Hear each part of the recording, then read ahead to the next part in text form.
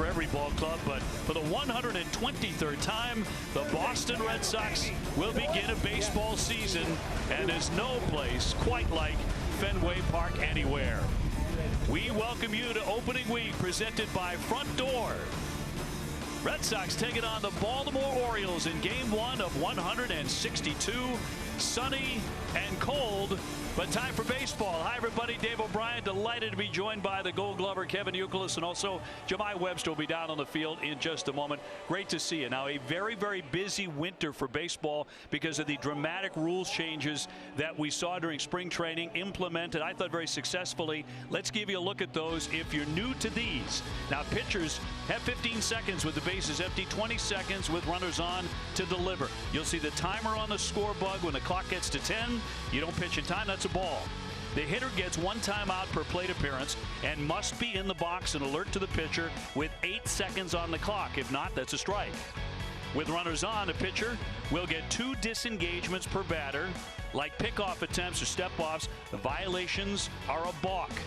This spring, Red Sox games average 2 hours, 38 minutes, and 37 seconds, about 20 minutes faster than a year ago.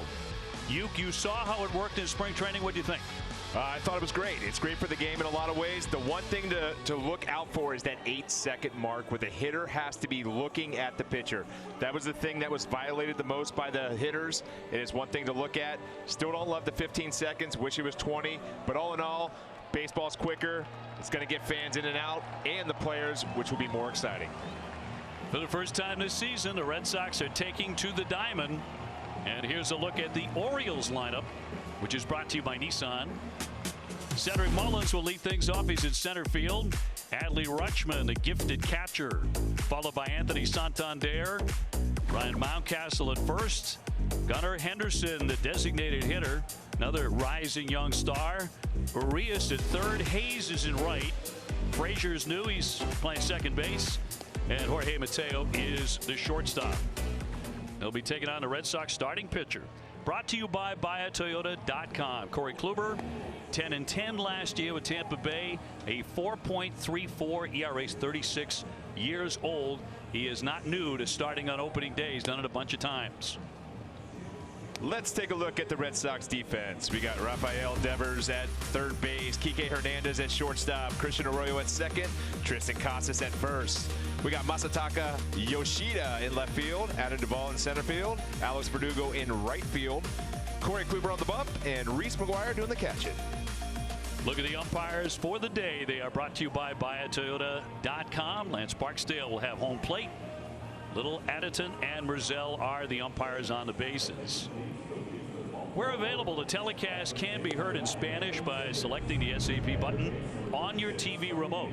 SAP brought to you by Toyota Certified Used Vehicles. And the weather forecast today brought to you by Window World, the official replacement windows of the Boston Red Sox. And as mentioned, very chilly, 39 degrees, actually feels like 31. The wind left to right at 14, but nothing but sunshine here this afternoon as we do it for real. Corey Kluber making his 6th opening day start, actually looking for his first opening day win. 2-time Cy Young Award winner, ready to get started. And we're underway on ball 1.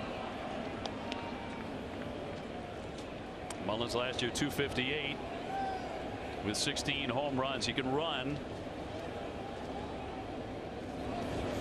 Keep an eye on that timer as well. We'll have it there on the bug in the upper left.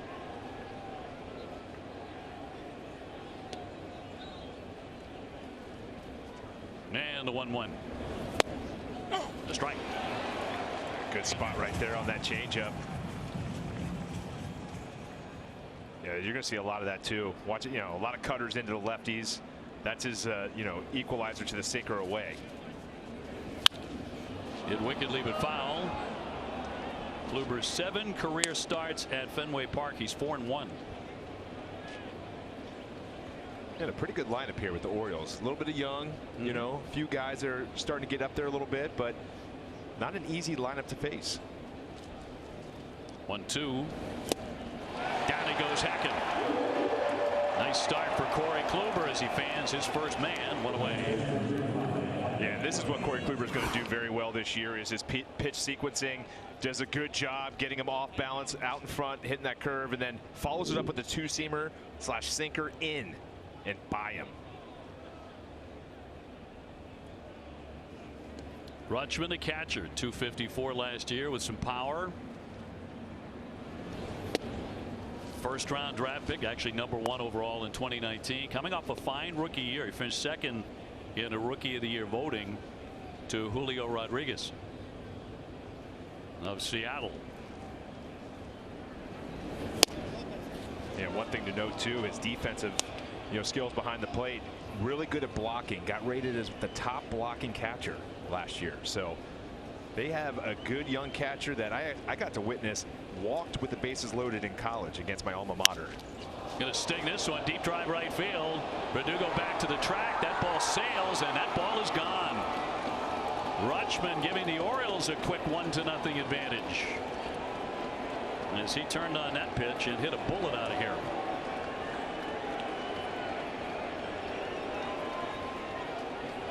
Just a little over 400 feet. And you got a little left field foul pole to right field foul pole. He was trying to go a little bit out.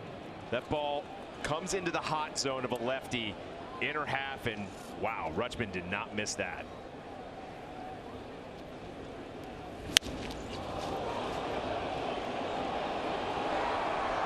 So 1-0 Baltimore. Here's Santander with 33 last year. Had a great season, driving in 89 runs. Yeah, there's also a player in the WBC that lit it up a little bit. He was, man, he had some great power in that series, and just a fun guy to watch up there from the left side. Switch hitter, but haven't seen as much righty as the left. And I tell you what, I like that left-handed swing from him. He's been tough in his career on Kluber, hitting .412 with a home run, 7 for 17. For the youngster Rutschman, not too shabby beginning your season with a shot like that. It's always a good way to start the season. Did you hit one out on opening day? I have no idea. Usually means we're going to go look it up. Yeah, if you look up the stats, it's probably a no. But who knows? I wasn't good at those stats. 2-2. At a full count.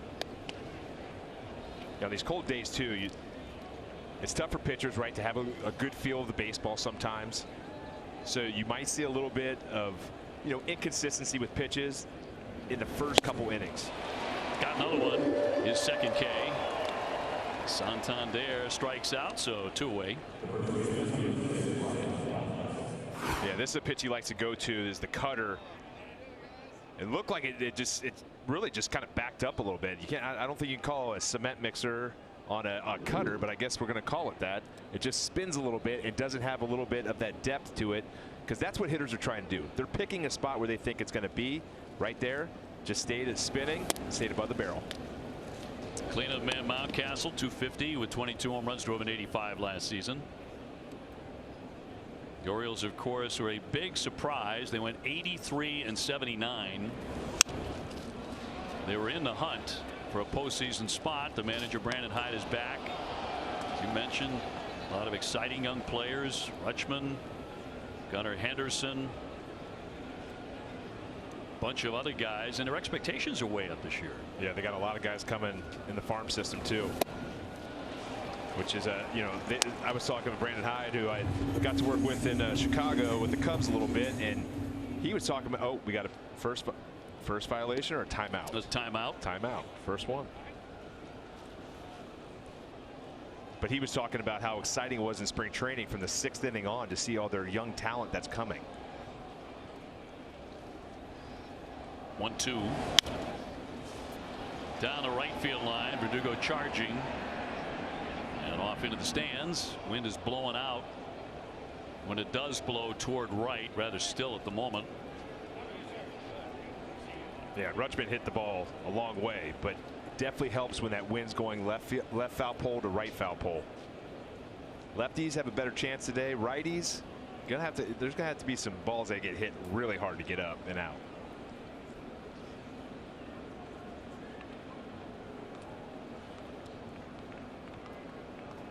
Kluber looking to fan 3 in the first inning. Off the edge. Yeah, and that's what Kluber does a lot. He's going to live on the edges. He's going to try to get weak contact with the cutter to righties. He's going to live out there, and then he's going to sneak that the two-seamer / sinker in. 3-2. Went with a change. Spring training, I just remember we were playing the Marlins, and he got a guy, big 6'4" hitter, to look really bad on an 88-mile-per-hour in. Walked him. Mountcastle on. We'll get a look at the DH. Gunnar Henderson next. Corey, good success his career against the Orioles. 6-4 lifetime, 394 earned run average. It's in 16 starts against them. And here's Henderson, who made his major league debut last year when he was the 2022 minor league player of the year and the #1 prospect in baseball. Kluber right there. That's his 22nd pitch. You get a little worried with pitch count early on the first day, but the beauty of it, the off day the next day helps out a lot with your pitching staff and not worrying too much. To open up a series, the starter in that first game, you don't want to get out of there in 4 or 5 innings. You want him to extend it out so the bullpen stays fresh. But luckily, the Red Sox have pretty much 2 off days in the next in the next 2 weeks. Baseball tomorrow. Pick it up again on Saturday afternoon. That's when Chris Sale will go for the first time. The 2-0. He's gone to ball 3. He has thrown a lot of pitches here right away. Home run.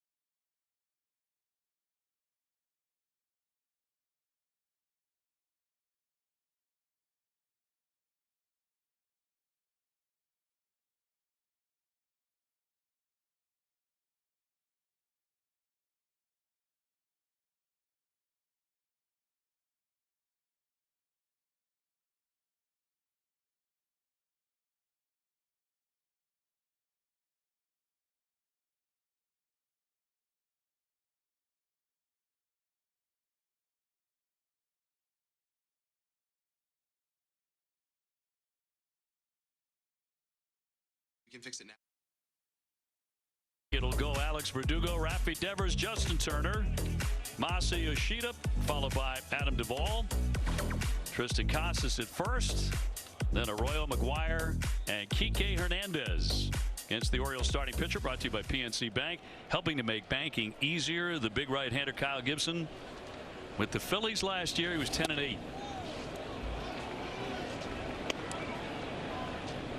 Yeah, just tall righty, not overpowering, good extension with his height, got good command, more than the control. High deep drive to left center by Verdugo. Ball is back there and can't get to it. Bounces back into the outfield. He's rounding second. Verdugo on his way to third, and he slides in with a 3-base hit. Well, one key to this, though, was Mullins. It gets up into the sun, kind of blinds him, and kind of tries to throw his glove up at it. But this is what this guy does amazing. When he gets the ball up in the air against a righty like that, he drives it to left center field. And right out of the box, he is hustling, seeing it off the wall, and taking 3. Getting in scoring position, less than 2. Huge. 39 doubles last year. He said, the heck with that, going for 3. And here's Raffy trying to pick him up immediately. Devers signed to be a member of the Red Sox through at least 2033. The American League starting all-star third baseman the last 2 years. Looking for a quick RBI. 1-0 Baltimore. Good take right there. This is what he's going to do a lot of is lefties. He's going to use the kitchen sink. He's going to throw the sinker, cutter, slider, four-seam, curve. I can't even say enough pitches that he throws.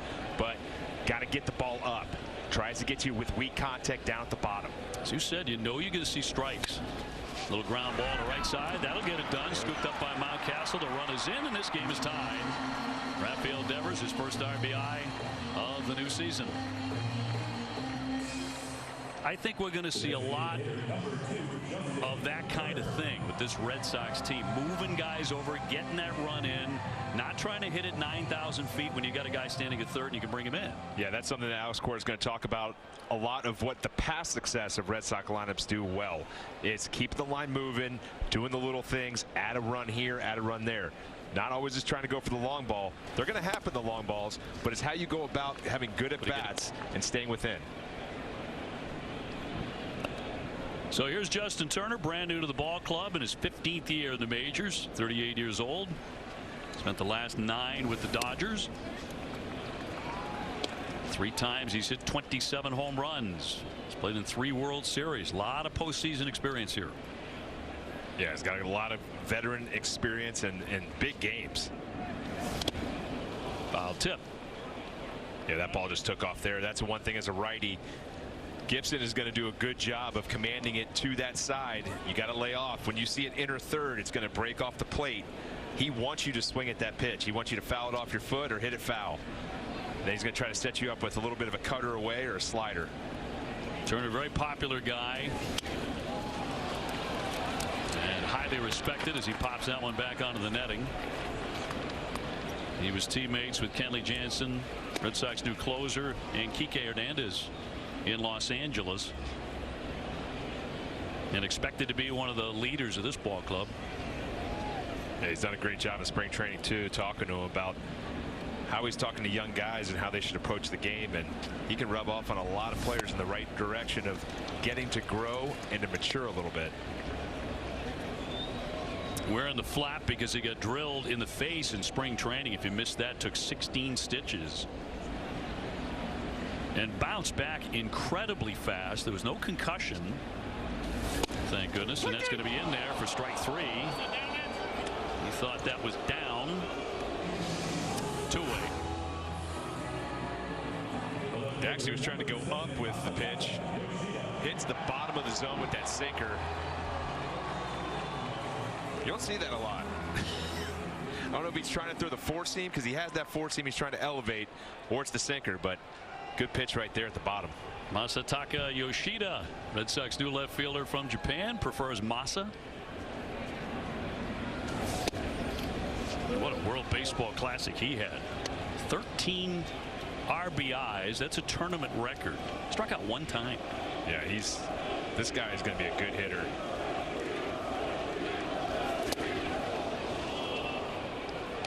He's trying to jump on the board there in his first major league debut. Yeah, he is. On that pitch, a little cutter there, got a little excited. That's a sinker. That ball's hit a mile. First position player from Japan to play for the Red Sox on opening day. But just by the first pitch, he's in control. Borderline strike, called a ball. This is what he's going to do a lot of. And it's also going to help with the strike zone here with Major League Baseball versus in Japan. A little bit more than call inside. Fouled at home plate on a changeup. So that's one thing that is not a problem for the Japanese players coming over here, is the strike zone's a little smaller, which helps out a player like Yoshida. The hard part is just getting adjusted to the different type of pitchers, and the velocity. It's like one of about 1 million adjustments he has to make. Yeah. Coming from Japan to the USA, 2-2, fouled away. A major one for him, and I think this is a great one, is he gets to fly to games. In Japan, there's almost no flying. Yeah, you only fly to the Big Island North, to where Shohei Ohtani dominated. But yeah, the bullet trains were great.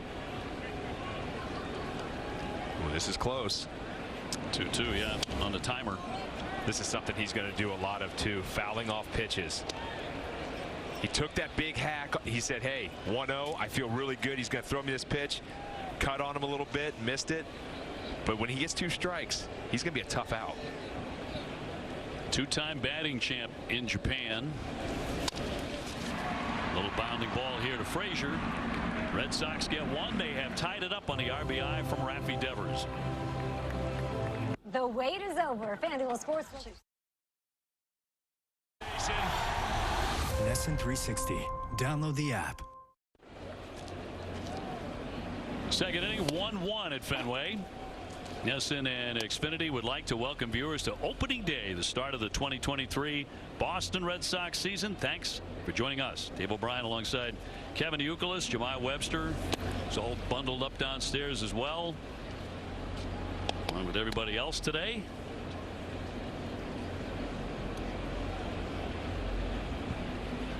Austin Hayes, 250 with 16 home runs last season. Pretty balanced power up and down their lineup. You forgot to mention, we are cozy up here. We are pretty cozy. Uke said it's in my contract. I don't work with the windows open on opening day when it gets below 40, and we adhere to that. I mean, this is killing my street cred with Red Sox Nation. They always saw me with no sleeves in 35-degree weather. So answer this: why do you have to be a hero today? Swing and a miss on that curveball. It's all about the street cred. You gotta have that street cred, OB. I think your hat onto itself gives you all sorts of credit. Yeah. You've got the best array of hats of any partner I've ever worked with. That's across for strike 3. Got the yacker in there to fan his third man. And what a pitch right here. Goes with the curve and wow, just paints it on that inside corner. And got Hayes is freezing on that.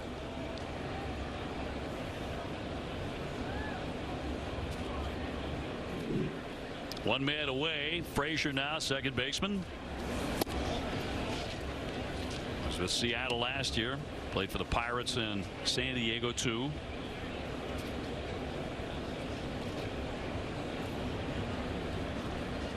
Mateo on deck. And Corey, a 2-time Cy Young Award winner, as you mentioned, with Cleveland. In his peak years, he was one of the absolute best in Major League Baseball. He was nasty, finishing in the top 10 in Cy Young voting 5 consecutive years. Out of Alabama, but his wife is from Winchester, Massachusetts. I like the sequence right there too with that cutter, throwing that cutter in, and you know when you get a lefty to pull the trigger on that, that's an easy strike. That all he can do is hit a foul, and then follows it up with a changeup to keep him off balance, and then back in there with the sinker. He's just misfired right there, but trying to get him to freeze on the inside.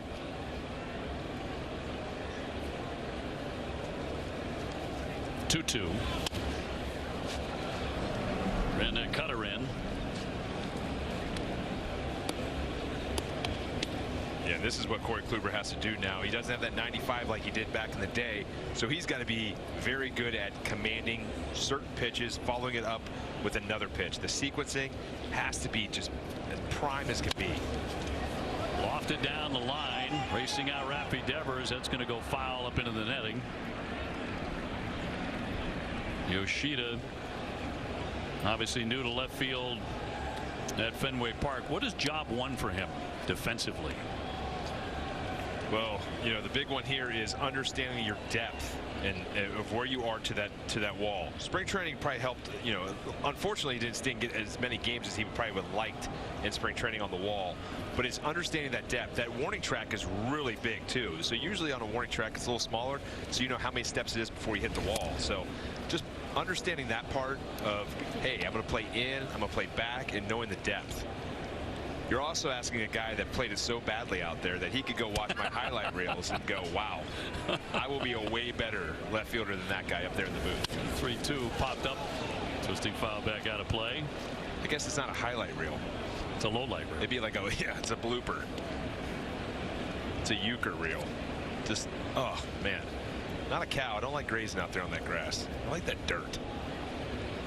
I must say, I witnessed that. I do prefer you at first base or third base any day of the week. Well, you were a Gold Glover. A pesky at bat here for Frazier. 10th pitch coming up. Orioles' first 9 games are against the Red Sox, Texas, and the Yankees. Texas should be very good. They're going to be interesting. Yeah, very interesting. They loaded up. Nice. Strike 3. Back-to-back Ks by Corey Kluber. I really want him to go back to that sinker, and he threw across it, didn't throw it well. So as a hitter, you're like, you know, I don't know what that pitch was. Could be a cutter, could be whatever. But he goes back to that 3-2 to get him to freeze. Great pitch. 2 down. Corey with 4 Ks in the book. There's Mateo. That's what I like about Corey Kluber too, the conviction right there. Didn't feel for it the first time around, missed it, just totally yanked it, but goes back to it and was convicted with it.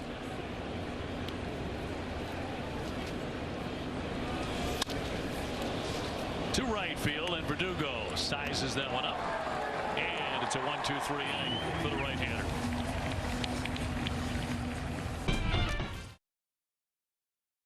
Park on opening day. Red Sox and Orioles all tied at 1 here in the home half of the second inning. And this year marks Alex Cora's 5th year as Red Sox manager as he and his club embark on the 2023 championship season. Every member of his coaching staff has returned from last year with the exception of bench coach Will Venable, who's now with Texas. That role for the first time in his career has now been filled by Ramon Vasquez. Alex Cora called him his right-hand man. The two have actually been together since 1996, he says, when they were playing winter ball together. And he's done an amazing job. And the new addition this season is Kyle Hudson. He's the first base coach. Alex Cora says he's a new set of eyes coming from the Cleveland Guardians organization. He's already impacted this group. And Alex Cora says he's looking forward to keep growing and learning from this staff this season, guys. Jemai, thank you very much. A lot of consistency in the staff, but for Ramon, a new deal as far as where he is in that dugout. Popped up down the line. Urias, a Gold Glover, will make the play. And Duvall pops up. Adam Duvall, also brand new to the club. 12 home runs in just 86 games last year. Well, with Atlanta, but a couple of years ago, 38 home runs. And that's the version of Duvall the Red Sox would love to see. Yeah, it's all based on health. If you go look back at a lot of when he plays 500 or he has 500 plus at bats, he has that 30 home run mark. So hoping good health this year where he can get those at bats and try to drive in or try to drive out 30 homers. Well, he hit 4 home runs in the spring. Tristan Casas, 197, 5 home runs last year as he broke into the big leagues. 6'5", 244. And at that size, he's going to lead off once in a while. I like these guys back to back too. You know, you got the right left matchup, but you know, Duvall is not going to be a guy. He's going to strike out a little bit, but he's got the power, so it's okay. And then you offset it with the guy that is an on-base guy and a little bit of power behind him. Helps protect that 3-4. So let's say Duvall, you know, goes up there, you know, strikes out. Then you got it, you know, first and second, second and third with this guy up. Man, that's a good feel as a manager. I think one of the strengths of the lineup is the balance, and the other thing you mentioned is, generally speaking, good contact guys. They're going to put the ball in play, and with the new rules, with shifting no longer as dramatic as it used to be, there are more holes out there for ground balls to find. Yeah, that's you know, the Houston Astros have shown that, and why they've been successful is contact. You know, they lead the league, or up there in the top echelon of the league, year in and year out with the contact rate. So these guys here are going to have a little timeout here. I love how they're now telling you the timeout by hitting the hands together. Yep. Different signals for different violations or timeouts. Lance Barksdale behind the plate. The umpires did a really nice job in adapting over the course of spring training. Players did a great job, I thought, and were very enthusiastic, publicly very enthusiastic about how the game needed to be sped up, how more action had to be reintroduced into baseball, and they were embracing it. Yeah, it's more fun. You know, when the ball's in play, guys are making diving plays. That's what the fans want to see. That's what the players want to do. They want to make great plays. They don't want to make the routines. Good at bat right here, fighting off that cutter in. And good job checking the bat too. It didn't sound too good right there, but sometimes it sounds bad just the way you hit it. Always got to check that bat.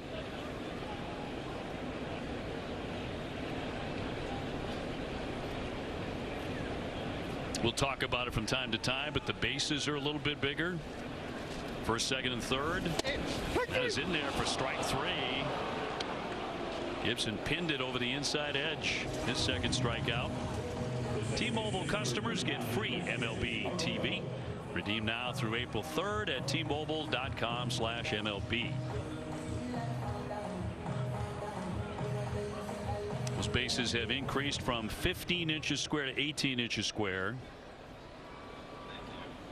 Bigger bases expected to aid player health, they say, and promote an uptick in aggressive base running. We have seen that in spring training. Bigger bases means more opportunity to hit the base on a ground ball too. That's the only thing I think of when I think of bigger bases, is that ground ball that can hit the corner. You would. And be a knock. You would. First thing came into your head. Oh, it's another 20 hits for me. That's maybe. it. Where you're praying it hits the bag. Hit the bag. Hit the bag. It's going to happen more now. Better time out here. And this is because Gibson is working quick. He's getting right on that bump. Casas was the one thing that Tristan was doing right there too. He was breathing out of the box and then stepping in with about 11 seconds left. But the hitter receives just one timeout per plate appearance, so you can only slow him up that one time. Flick foul. Arroyo, another guy who's going to lead off, I think, frequently this year. He's batting in the 7th spot today. Yeah, there's going to be guys that move in and out there, and to me it's more about 1 through 9. The leadoff hitter, it's the first time around. Hopefully, the next time around, a couple hits and walks, and other guys are leading off. But it's 1 through 9. You got to have depth. Yeah, the sweeper here.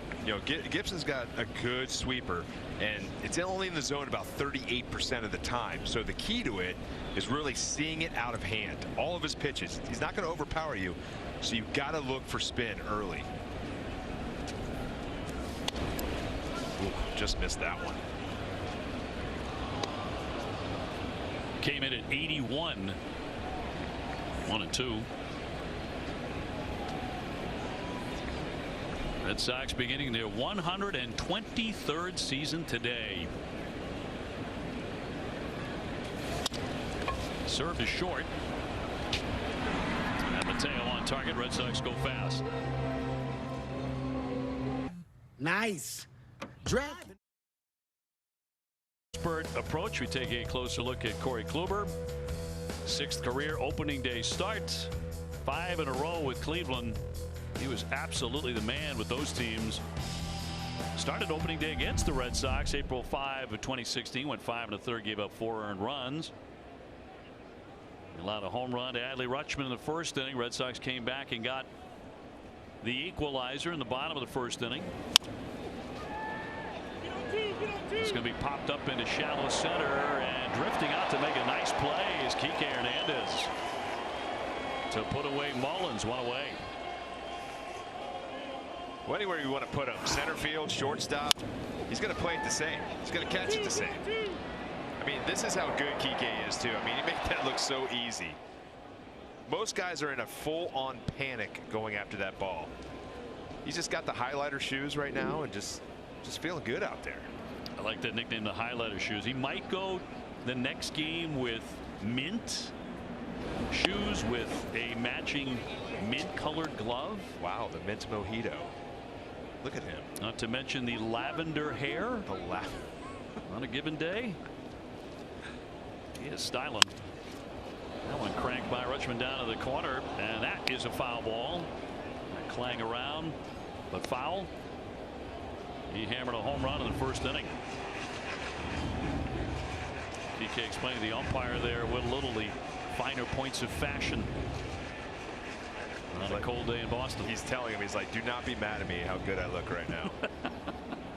which could very well be what he's saying. He is definitely saying that right now. DK is a character. Can you believe how good I look on the field with my pants above my knees? I mean, that's a guy who could have won a Gold Glove playing center field. Easily. You know. Yeah, I mean, he's got the arm. Yeah, and just the way he runs, it's just the calmness. There's certain guys that they can slow down the game and don't panic. He's one of them. And honestly, that's the jump a lot of players need to have, is that confidence levels where everything just becomes more effortless and it's not just boxed up and just a lot of muscle. 1-2. Just a few years ago, you wouldn't have seen a guy wearing shoes like that. Baseball is, you know, loosening up on some of these restrictions, and players are really taken to it. Yeah, when I was playing, we wanted to have cooler gear, but they wouldn't allow it. They said you had to stick to a certain color. Oh wow, that's fair. Off the short wall, Raffy out to get it. Rutschman going in. Here's the tag waiting on him, and he is out. Arroyo got cleaned out there at second base. We'll see if he gets up quickly. Rutschman showing some concern. He is out at second base. And now we'll see if Arroyo can hang in there. That didn't look good all around. Initially, I thought it was going to be Rutschman. The way he went in with his left arm just looked really odd. Devers went racing out after it caromed off the short fence, and take a look at the collision. Yeah, a little bit of a flop right there and got kicked in the head.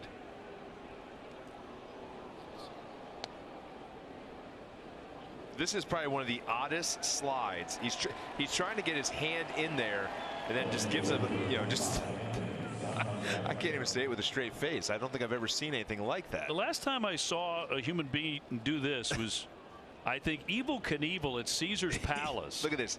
I thought this is a dangerous play too for Rutschman with his left arm right there.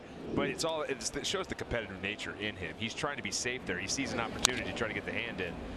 But the hard time is that sometimes we think we're better athletes because we saw Javi Baez maybe do something crazy. So as big boys, we think, oh, I can do that, and that's what it turns out to be. That was ugly. Get up. Stong and a liner over the leaping Casas down into the corner. Santander taking off. Here's Verdugo up and gunning. Not going to get him. It's a better looking slide. Santander with a double with 2 down. Yeah, it got too much of the plate right there, and he hooks it down the line. Was trying to get something off the dish, trying to get some weak contact. Santander, he is just, from the left side, it's fun to watch. He figured out something in the past few years, and it's clicking.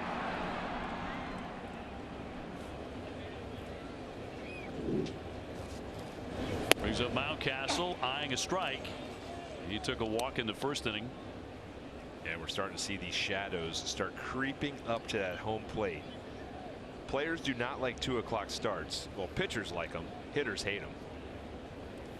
2 down, a man in scoring position. Fly down the right field line. Here's Verdugo headed near the stands, and a foul ball. He's been a busy bee out there.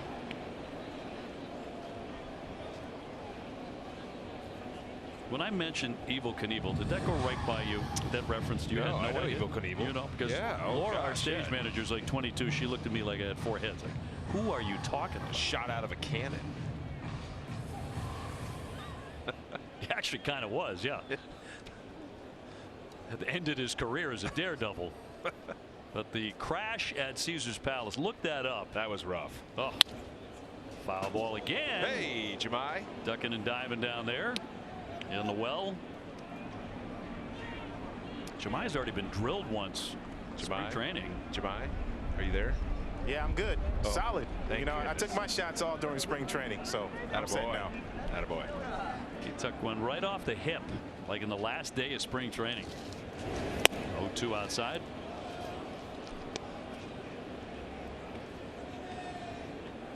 Tied up here 1-1.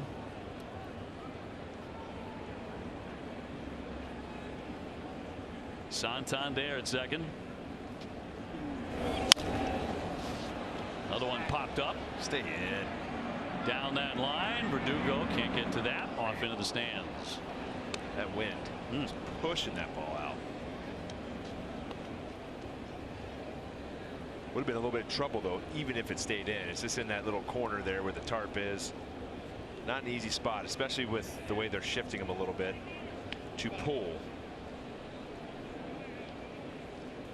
It's often, I think, very difficult to tell when we look at that flag exactly which way the wind's going.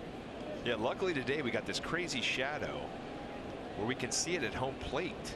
It's telling us. I think that's the first time I've ever seen that. Yeah. And it's gusting. Broken bat and caught by Casas. That will retire the sign.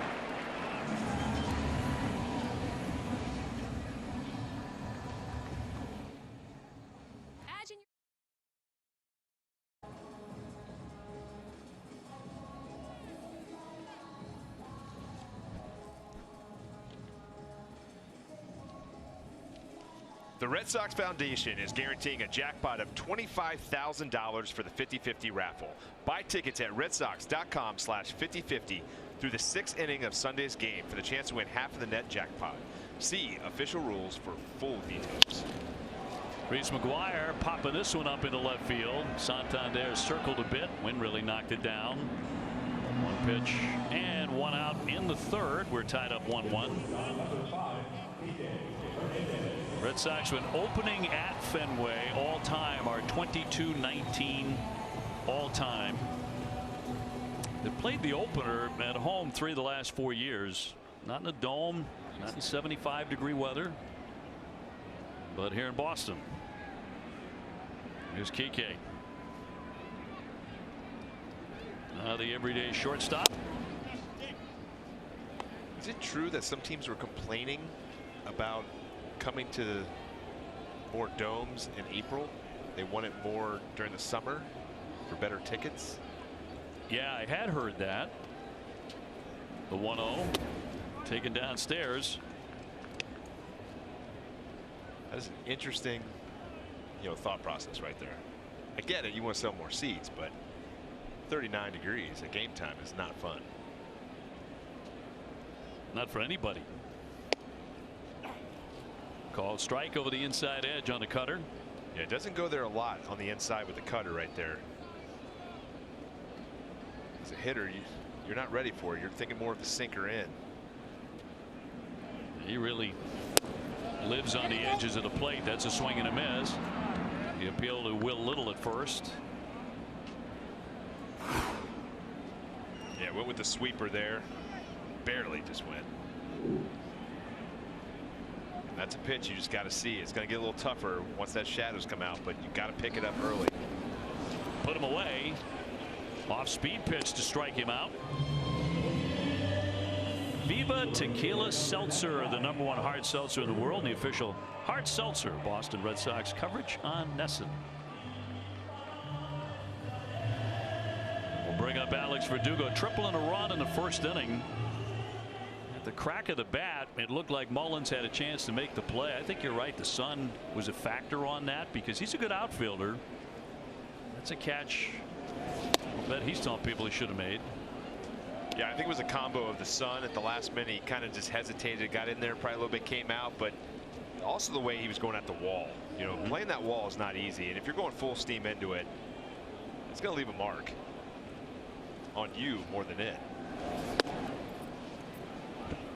Alex in his 4th year with the Red Sox, fresh off a stint with Team Mexico in the World Baseball Classic.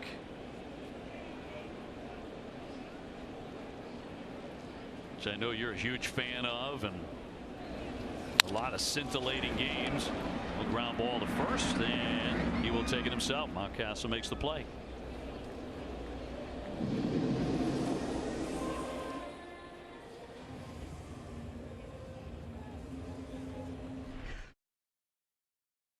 Baseball certainly new to the sport, including the pitcher has to throw his last warm-up toss with 30 seconds on the clock. So as we come back from commercial, I mean, they're right there. They're on it. Connor Henderson took a walk in the 1st inning. We're tied up here 1-1 in the 4th on opening day. The youngster Henderson, last year's major league debut, played in only 34 games. His helmet may have flown off his head in all 34. He swings. That's happened. It's happened a lot. Became almost comical. It's got great flow. Great flow. Yeah. Show it off.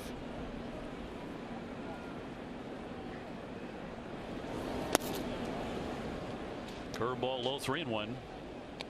Arias on deck, and then Hayes for the Orioles getting their second look at the veteran Corey Kluber. Now 36 years old. 6'4", about 210. And a walk. And he's walked a few. Time now to go behind the jersey presented by Mass Mutual, an official partner of the Boston Red Sox. Yoshida signing a 5-year contract with the Red Sox in December. With Oryx, 327, 133 home runs. Tore the cover off the ball there in the World Baseball Classic with 13 RBIs, setting a WBC record for runs batted in. If I'm not mistaken, I think that's a dome too. Getting out of the way, Arias here. Speaking of dome, he almost got domed on that pitch. So Masa, I don't know if he's used to this cold weather as much. A little back up there. Luckily, it was a little curve. Man, did he swing the bat in Japan his last 3 seasons. He hit 350, 339, 335. There's a high, deep drive way up there and left. And that ball is gone. Arias, who hit 16 home runs last year, gets one on opening day, 2-run shot. So the walk was costly as well. And Baltimore leads it 3-1. Second home run today for the Orioles. Yeah, it looks like just that cutter right at the top of the zone, and just a nice easy swing, and that ball just jumped. I mean, wind's blowing more out to right field now, but still, that ball is absolutely crushed. Rutschman got one in the first inning. Urias here in the fourth. What is that now? Is that 7 for 14 or 7 for 15? He's now 7 for 15 against Corey Kluber. Yes. There are a number of guys in this lineup who get a really good look at Corey. Liner and caught by Casas. It got on top of him in a hurry. That one was stung. Yeah, good positioning right there, right in the right spot. With a little bit of a righty that pulls a little bit more, playing, you know, the other infielders. Casas right there where he needs to be for the out.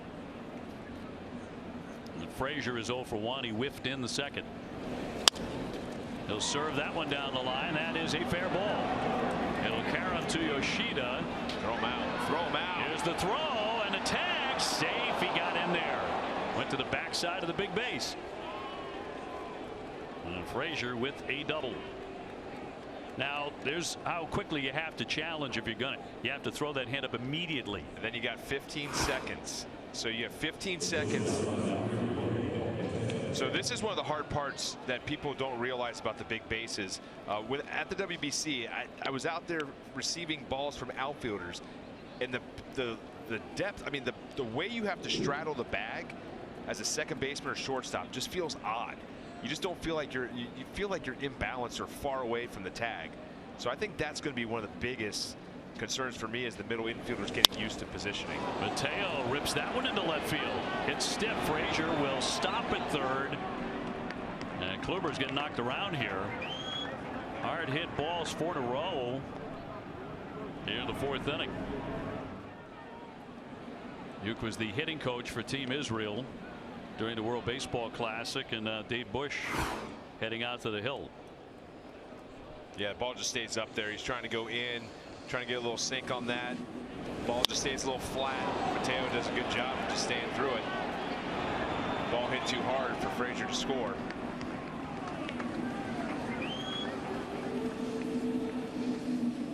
So after the walk, we've seen a no-doubter of a home run. A line drive hit wickedly, caught by Casas, a double, and now a single that was ripped. And now top of the order, and Mullins and Kelly, the right-hander. Zach Kelly quickly beginning to warm up here on opening day. First and third for the Birds. Mullins has whiffed, and he's also popped to short. Hit 30 home runs a couple of years ago, though. You got to be very careful with him. Yeah, those two outcomes are what you're looking for right here with first and third. Also interesting here too with Mateo, he can run. See if they send him here to try to avoid anything to break it, you know, to get that double play. Shadows out in front of home plate. One away. There he goes. Runner goes.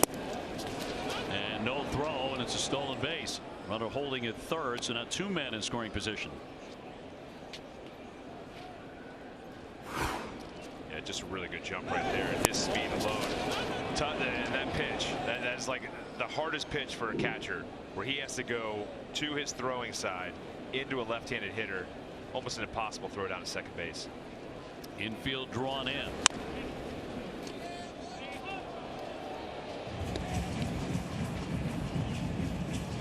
Mullins started the day .348 in his career against Corey Kluber.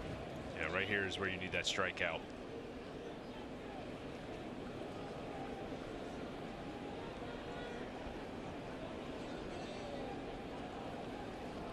See if he goes that changeup down and away.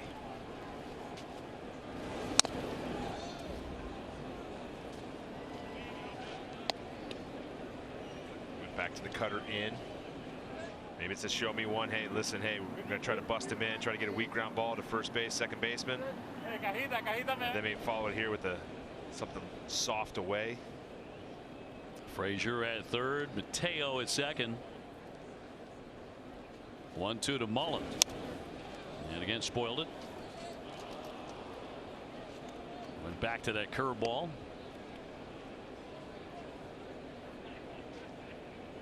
You don't like to elevate in these situations, but you went in hard there, maybe waste a pitch. 0-2 here, or 1-2, I'm sorry. Elevate it a little bit high, try to get above the barrel.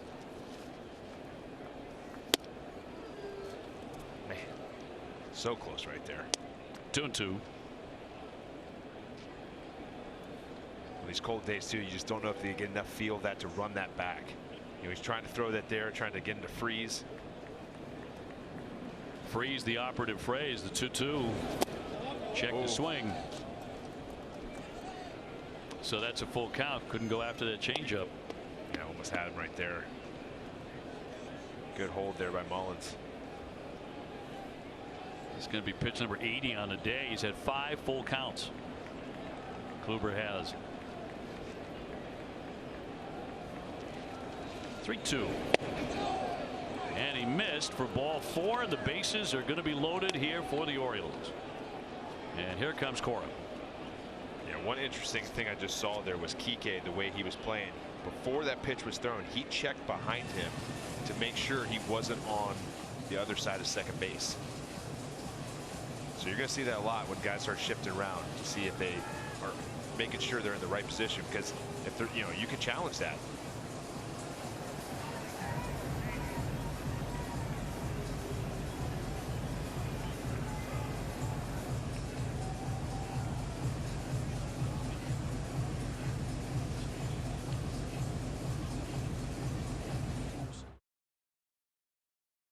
An all-new home repair and maintenance app coming soon.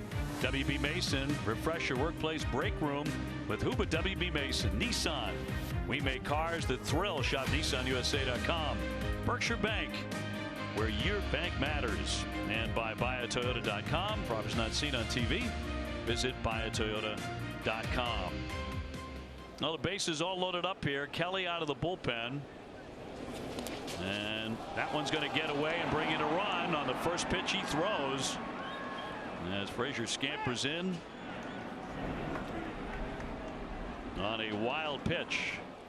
That'll make it 4-1.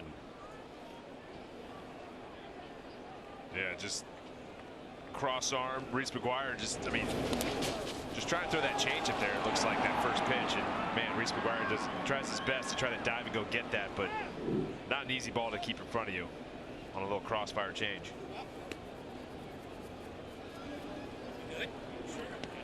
And Mateo and Mullins move up. Kelly last year made his major league debut in August. He's made his first opening day roster. Only one away. Rutschman off to a big start with a home run and a base hit. It's a good pitch right there. Just painted that slider. That's a pitch. When these shadows start coming, it's hard to see as a hitter. 1-1.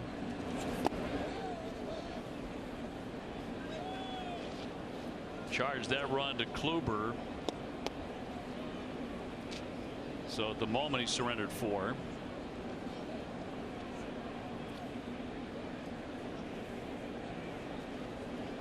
And a 2-1 from Kelly.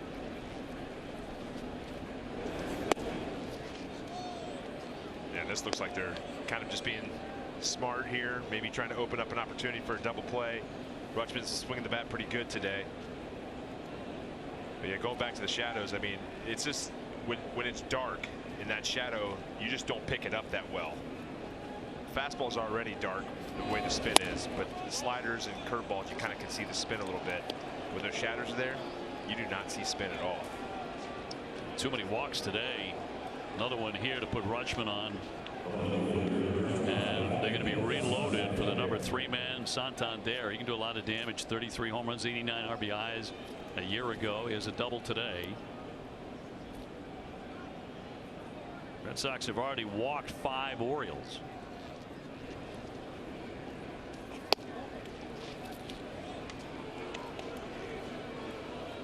Yeah, strike 1. That's the key that they've been talking about. You know, Dave Bush and the pitching staff has got to get ahead. Strike 1. 1-0 pitch and a strike. Kluber's pitching line brought to you by Ace Ticket. It's not final yet, of course, but Ace Ticket with the best seats at the lowest prices, and had some command issues today. And he was hard hit in this inning in particular. The 1-1. Wave and a miss. That one disappeared. Good sinker. 94. Yeah, Kelly, that's one thing he's got. He's got that ball. He's got that horizontal movement. He's got some arm side run on both on the fastball and the changeup. Baltimore has him loaded.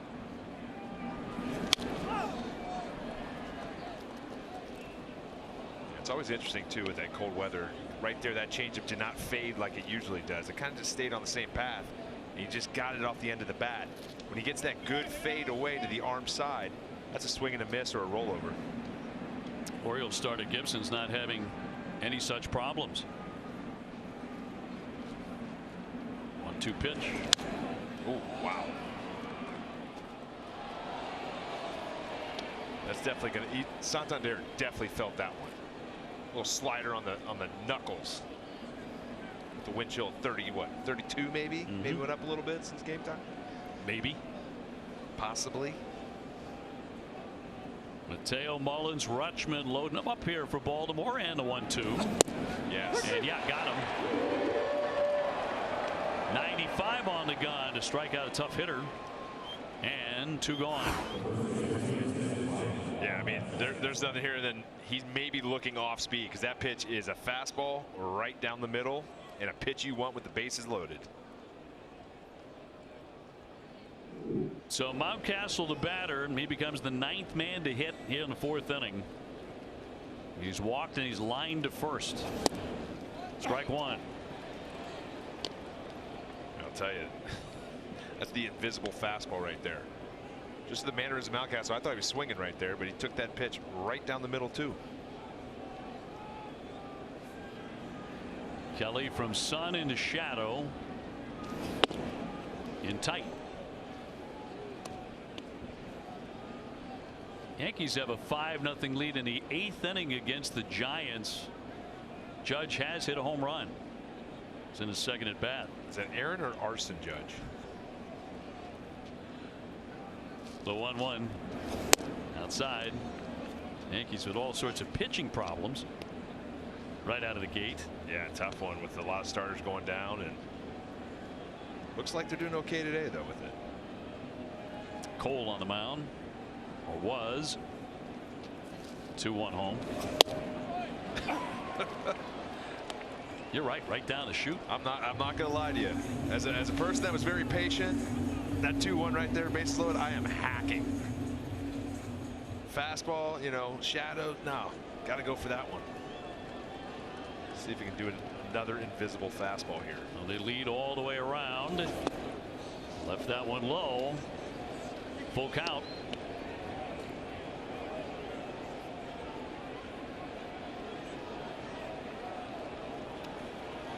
This has been a long top of the 4th. And a payoff pitch to Mountcastle. And he walked him, and that's going to bring in a run.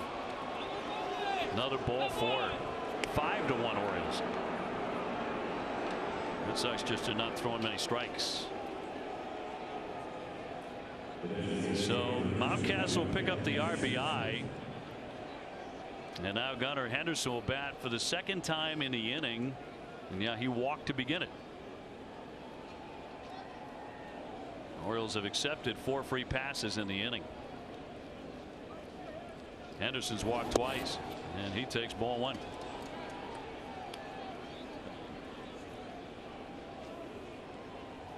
Kelly has thrown 18 pitches since he came on, only 8 strikes. 2 away. And a strike.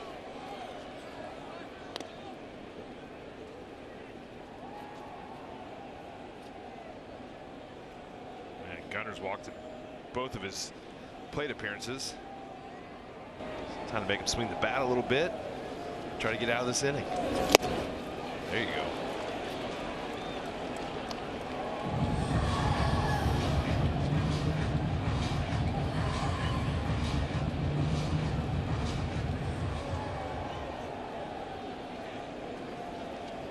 Kluber out after 3 1/3 today here on opening day, and the 1-2 pitch is spoiled here by Henderson.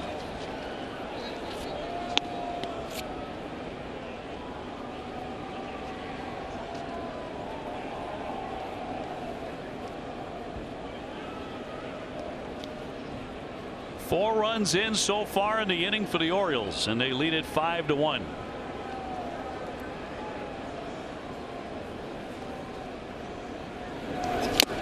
Foul tip to the mitt, finally ending that.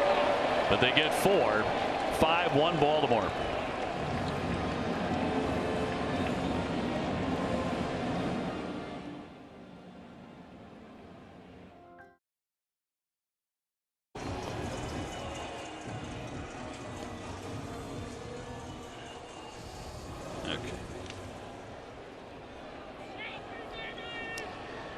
Bottom of 4th inning, Red Sox coming up against the right-hander Kyle Gibson. They get a lot of work to do, trailing 5-1. Only 1 hit so far for the Sox as Devers leads it off. Time to check in on a live run total after the first few innings presented by FanDuel. Rafael with an RBI and a ground out that brought in Verdugo, who tripled to begin the game for the Red Sox. That is the only Boston hit. Line deep to right. Hayes can't get it. And skips off into the bullpen for a 2-base hit. Absolute rocket there by Rafael, and a good start to the inning for the Sox.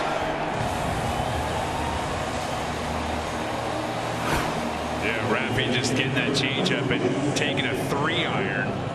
Holy cow. Go golfing today. Who cares if it's 30 degrees out? Hayes is trying to get, I mean, that ball was a scud. Hits the top of the wall, too. You don't see that much. Hit the top of the wall, and the way it hit it went right over. I don't think I've seen that here. No. Good use of scud, too. Scuds. See some more scuds. Justin Turner struck out looking in the first inning. The Red Sox just gave up 4. The Sox pitchers with all sorts of command problems. Gibson does not have those problems. Last year, he made 31 starts for the Phillies. He walked 48 guys the whole year. So you have to swing the bat. Going up the middle. Mateo ranging near the base. And down to third, Rafael Devers. 1 out. Gibson with Philadelphia last year. So I'll bring up Yoshida, his second at bat on the day, 0 for 1.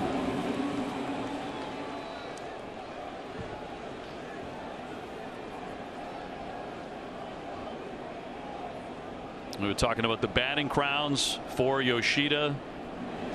In the last few years, those high averages, 350, 339, 335 in Japan. He struck out 29 times, 26 times, 41 times. That's incredible. Ultimate contact guy with some pop in the bat. He had 1 year he hit 29 home runs. He get drilled here. Did not have an opportunity to get out of the way, and that'll put Red Sox on the corners. Yeah, there's a lot of firsts that you want as a major league player. This is not one of them.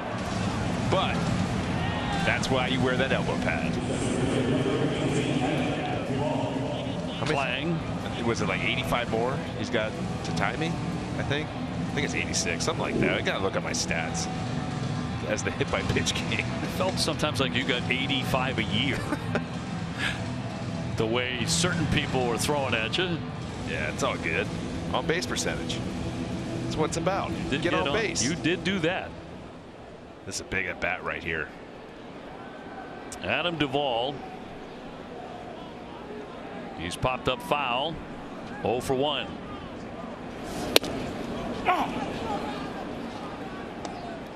Don't you think Fenway is perfect for this guy's swing? Yeah, he's definitely a guy that's going to hit some out over that monster. Just a strong guy overall, but a pull hitter. There's been a lot of great pull hitters over the years. You know, Mikey Lowell was one of those. Kike is a pull hitter. You know, there's some guys when they get, you know, and the reason they are brought here is for that.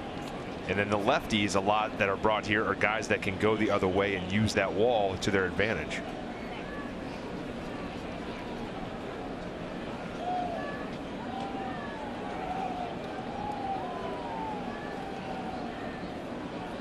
Oh, and 2 on Duvall.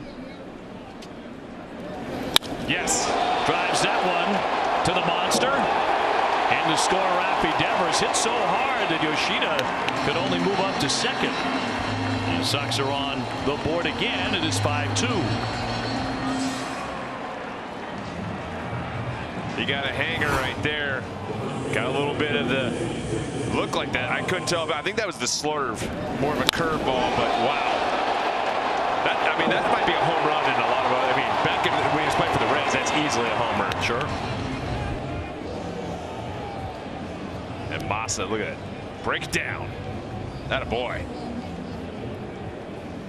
So Red Sox trying to chip away. And the great part about that at bat was Duvall got the same pitch in his last at bat that he popped up. He was a little out in front, you know, because you're really playing to that slider that's around 83, 84. That was more the curveball. Stayed on it nicely, and he lived up to all the talk that we were talking about up here in the booth. Hit that wall. First in, second, one away for Casas. He struck out looking first time up. And a good block there by Rutschman. They have as good a young defensive catcher as you're going to find anywhere in baseball in this kid.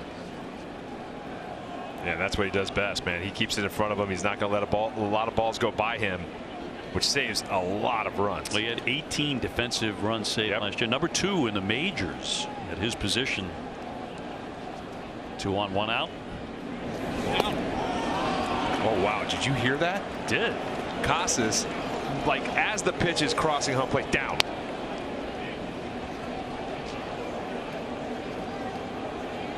Gotta love that. He's a rookie this year. Going to be one of the favorites for American League Rookie of the Year.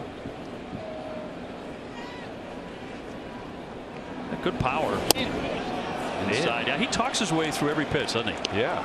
Hey, just all right. This one. All right. Here we go, Cos. Homer. Homer. It's that easy. Youngest Red Sox opening day first baseman since 1967, George Boomer Scott. First baseman. Yeah. Well, and as we're talking about that, it's so funny because I just remember he has. I think he had like a defense. Was that when I was doing that defensive records? He was the guy that was, I think, that broke. You're probably like, oh, who is that? George Boomer Scott. He could pick it, man. So that's going to put the Red Sox in a great position here suddenly. The bases are loaded after the walk to Casas, and here comes Arroyo. Red Sox bouncing right back. After giving up the 4. What's they going on one here? Up there. Oh, we have to reset the clock. Something. There we go. That's the one we know. We know reset the clock from all the other sports. Yeah, it always mainly football looks the same. Cut on and missed. He was out in front. Yeah, that's the sweeper right there, and that the sweeper guys, is a slider, and it's just more horizontal break, and it's now defined as a sweeper instead of a slider. Arroyo hit .286 last year with 6 home runs. Hot shot down for it. Frazier to Mateo 1. Exactly what the Red Sox could not afford to do right there. The double play. They settle for the 1 run.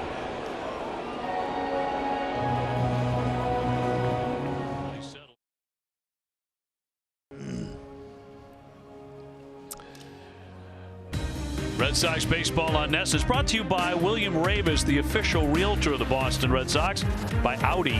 Visit your New England area Audi dealer today. And by Plymouth Rock, the official auto and home insurance provider of the Boston Red Sox.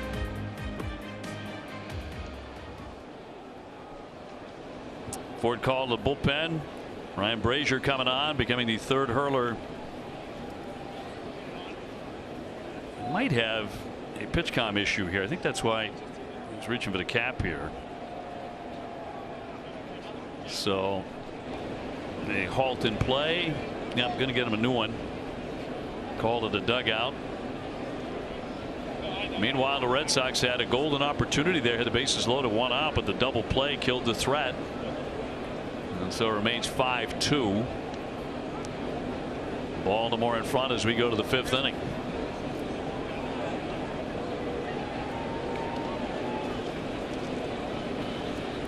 So my question, that is something that you can have, like, so it's timeout, right? Does the umpire, the question is, the home plate umpire check to see? Let's say a pitcher needs a break. Like, I just go, hey, the pitch comm's not working. That's cagey.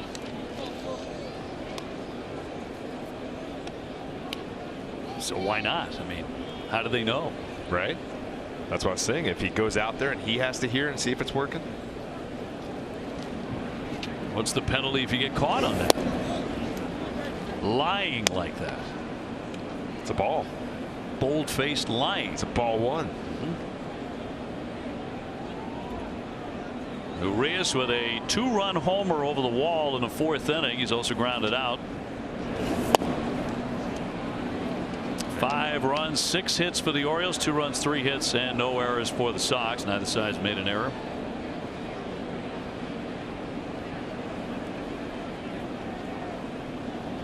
Frazier falling behind. Fans are tired of ball 4.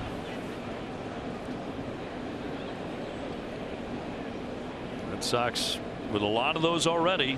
4 of them in the 4th inning. And that's going to hit him. He got drilled. Urias gets hit by the pitch. He will take his base. Yeah, the Sox have just been struggling. 6 walks in total. Hit by pitch.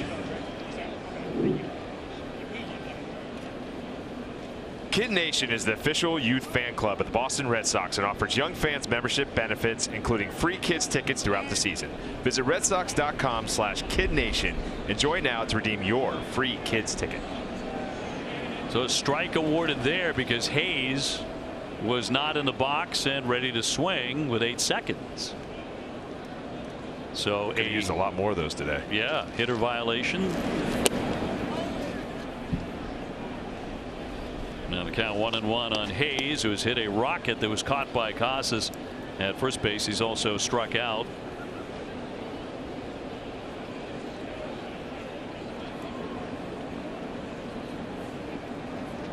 Urias on at first. High chop on the infield. Kike, nice scoop out there on to first and a double play. And 2 down. Well, if you ever needed a double play more than, I mean, right here, just gets on top of that pitch. Holy cow. But Kike charging that ball and coming up with it smoothly to start the double play. And then a good job by Arroyo with a strong throw to first.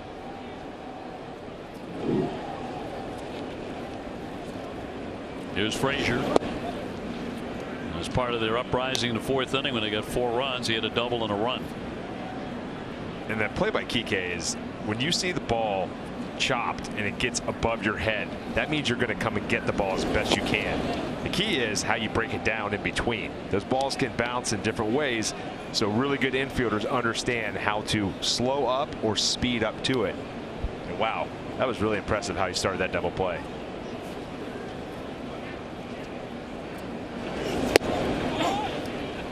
Two and 1. Frazier leading the Sox in appearances last year at 68. But a rough year. 5.78 ERA. He needs a bounce back season. And a strike. Well, one of the reasons they talked about with going with him is his ability to throw strikes. You know, he's going to throw strikes, and maybe today's just the anomaly with the cold weather and guys can't feel the ball as much. Not trying to give excuses, because you got to go out there and both teams have the same weather they're playing with. But it's his ability to command the zone. And to me, I agree. I mean, that's what in this game it's showing you. The amount of walks in this game, it's rough. You need to have guys that, I mean, that's the Tampa Bay Ray way. That's what they talk about all the time down there. What's the magical thing they talk about? Strike one. Strike one and throw a good changeup. Yeah. Or just have a left-hander that throws 97 with nasty stuff. There's that too, yeah. Yeah, either one of them work, really. Yeah, I mean, if we can just draft guys that throw 97, can command 4 pitches, it could just be all-stars. Throw a 3-1 changeup, yeah. Let's go with that. For a strike, 3-2. Sprayed that one wide. There's another walk. 7 of those today. Saturday at 3. Don't miss Red Sox first pitch, presented by Rodenhiser Home Services. We will preview the pitching matchup between Dean Kramer and Chris Sale. Bottom of the order, here's Mateo. A single and a stolen base for him today. 2 men out. Only in the 5th inning, Red Sox pitching staff has walked 7, hit a batter, and allowed a couple of home runs. Yeah, the off-speed pitches are the thing that pitchers have a hard time with in the cold. You're seeing a lot of balls bounce. You're seeing a lot of balls back up. On the dive back, Frazier in.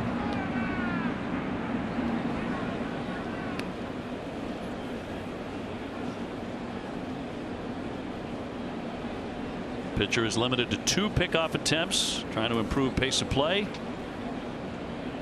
Runners taking off, got a huge jump and walks into second base. Delay there and took off and got it. Yeah, this is one where the infielders need to be yelling, step off, step off, step off. He did a great job of holding it, but you got to be screaming.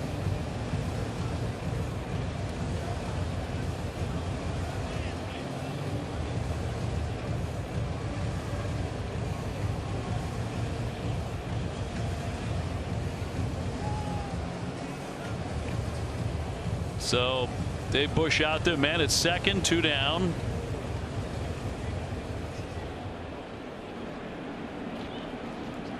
Red Sox staff trying to clean it up here. Look at that, 2-20 in games where they walk 6 or more, and so far it's 7. And for strike, 2-1.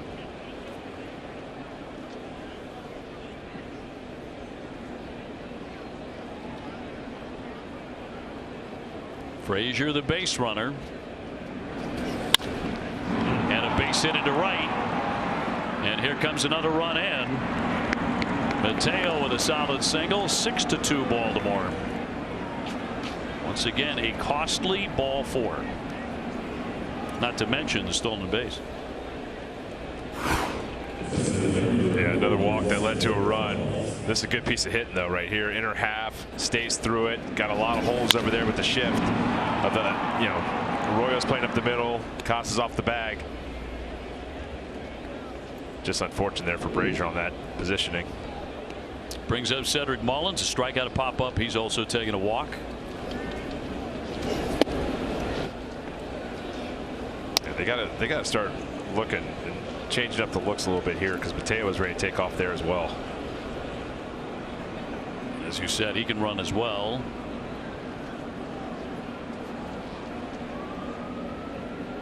He's taken off.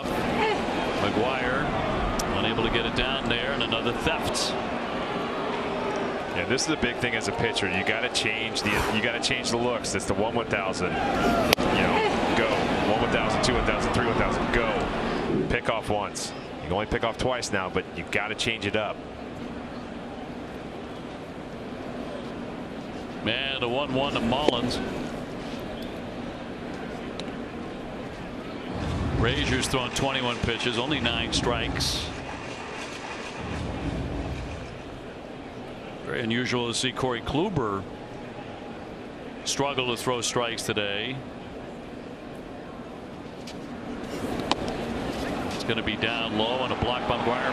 Runner's going to advance though into third, and no throw. And the crowd here at Fenway is getting antsy. Last 2 innings, a lot of non-strikes. Yeah, this slider, just gets spiked after throwing one in a good spot.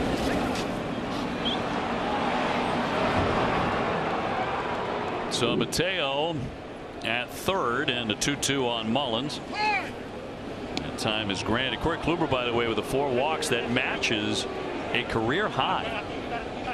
He was lifted after 3 1/3. Last time Corey did that was his first start last year against Baltimore. That was a good timeout there from Reese McGuire. That was getting down to 3 seconds on the pitch clock. Off the plate and a full count. It's going to be interesting to talk to the catchers about that too, how many times they have to call time, because they're recognizing that clock going down, and a pitcher may be holding, looking at a runner, maybe assuming that they're not going to get the ball off in time. Payoff pitch.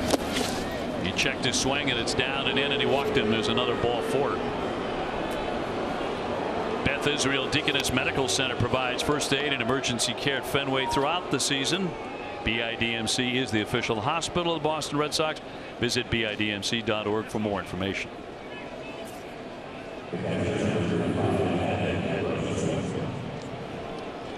Walk number 8. Yeah, right here, this is what Brandon Hyde loves, is a first and third situation with Mateo on third and Mullins at first. You got a lot of speed here. Gives you the opportunity to, you don't want to run into too many outs here, but it gives you so many opportunities with guys that you can't pick off a lot more. Red Sox have not gotten this guy. Another man running and walks into second base. Mullins with 34 stolen bases last year, and just cruises on down to second. I mean, there couldn't be a better first and third right there. Now it gives you the opportunity with Adley Rutschman up to get 2 RBIs. It's their 3rd stolen base of the inning. And no pitching staff is good enough to withstand 8 walks over 9 innings, let alone this point in the game. Correct. Red Sox can't. Absolutely can't. Yeah, not a lot of control today, and that's just costing them. fouled off on the slider. Rutschman with a home run in the first inning. Singled in the third inning. He was thrown out trying to make that a double, and he walked in the fourth inning.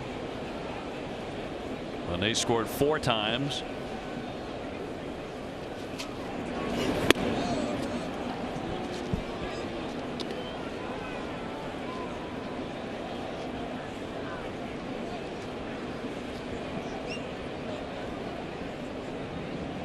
Mateo at third, Mullins on at second, and a line right base hit. Mateo in to score. Mullins in to score, and the Orioles keep on keeping on. And the Red Sox are hearing some boos here on opening day. It is 8-2. Well, there's not a better way to start opening day than going deep in your first at bat, but then these hits that he's going with right down the line are just an awesome job of hitting. Going the other way with it, not trying to do too much, staying within himself with 2 strikes. The Orioles got themselves a guy that could be behind that dish for a long time and do a lot of damage up at the plate. Yeah, like 20 years. I mean, listen, the home run's impressive, naturally. That kind of hitting with second and third, 2 outs, that is what you want to see from your hitters. Bounced up there. Wow. Rutschman, a home run, 2 singles, 3 RBIs, and a walk. And more at bats to come here today. And a Karate Kid head kick. Don't forget that at second base. Yeah, Arroyo won't. He's the guy that's a scorpion. Was kicked. Foul back by Santander. He has a double today, 1 for 3. So 8-2 Baltimore in the 5th. Yeah, both those base hits from Rutschman too. The one down the line and then that one. That's what impresses me the most. Oh wow. On deck, Mountcastle almost got drilled on that foul ball by Santander. Yeah, better be as strong as a castle. Holy cow. Better be loosey-goosey. Get out of the way. Yeah, that's one where you're not you don't even flinch like because it hit you. It's too close. Who's that? Encarnacion? Not Edwin, but on the Cardinals back in the day that did he take one off the eye? Was it off the eye? It was a really bad one. Yeah. I still remember that. That's why I always stood a little farther back. Runner goes. Fly ball center field. The ball back on top of the track to make the catch, and finally that inning is over, but they get 3 more. It's 8-2.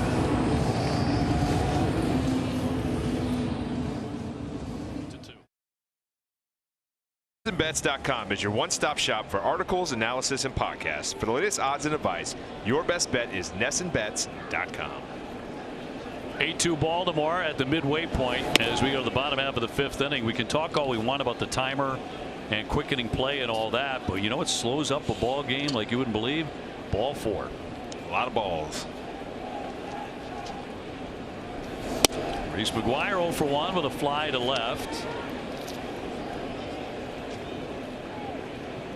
Followed by Kike Hernandez and then Alex Verdugo against Kyle Gibson. Meanwhile, his command's been very good as advertised. He's only walked 1 man. He's hit a batter. Red Sox have only gotten him for 3 hits. Although it started fast, Verdugo with a triple to open up the ball game and came in to score on the ground out by Raffy Devers, and that made it 1-1 in a heartbeat. Yeah, they had him on the ropes there in the 4th inning. It's unfortunate there with a double play to end the inning. Fouled away, got a piece of that on the change.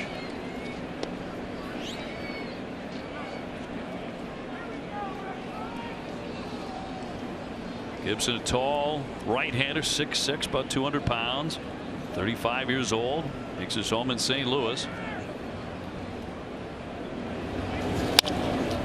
Up the middle and a dive and a miss by Frazier and a base hit for Reese McGuire. Now, he only played 37 games for the Red Sox last year after the trade from the White Sox, but we saw that a lot. Line drives for hits. lot of base hits. Hit 337. Let's get down to Jemai. Thanks, Dave. Time now for the bullpen report presented by Rocket Software. Rocket Software modernizes your mission, critical technology without disruption. And Red Sox manager Alex Cora promised us on Sunday that he'd have a 26-man roster to unveil, and he sure completed that promise, as Caleb Ort, for all intents and purposes, was the 26th man. And Alex Cora said Ort's throwing the ball well. They love the stuff, and the spring training numbers that I was talking to Ort about, he told me means next to nothing. He said he feels good, and even better that the head honcho likes it. His approach, he says, has been to go out there and execute whatever game plan the staff has given him, and that's what he's done to this point. He's happy to be on the Red Sox opening roster to start the year. Mateo from a knee into second. They'll not get the double play. Frazier could not trigger. They get the one in the middle and erase McGuire. So one out here. Top of the order, and Verdugo next. Yeah, it looked like an easy 6-4-3 double play, but Mateo just slight bobble there, and then Frazier didn't have a good grip on it either. Alex 1 for 2, a triple and a run. He's also grounded out to first.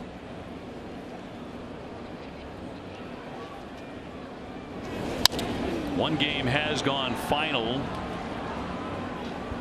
and that's the Yankees beating the Giants 5-0.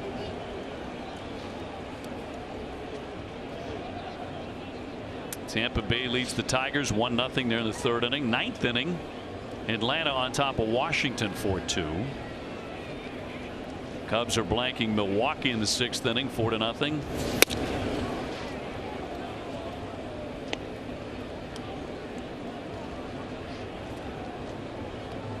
The Mets are playing the Marlins later on. Heck of a pitcher's duel in that one. One man out and in for strike.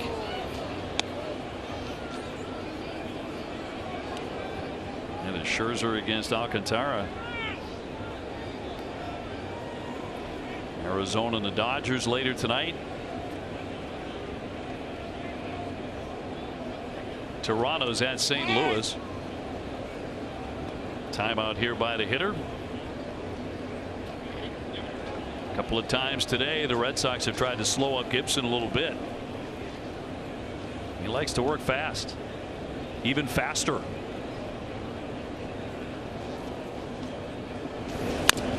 Roll foul.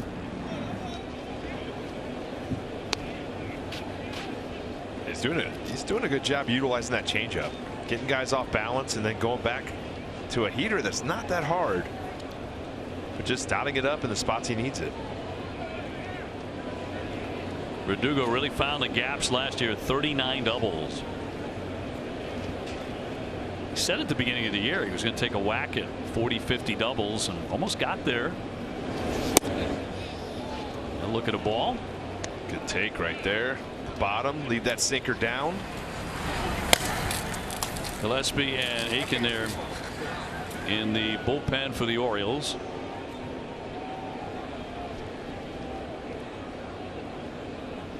One man away. Kike the base runner.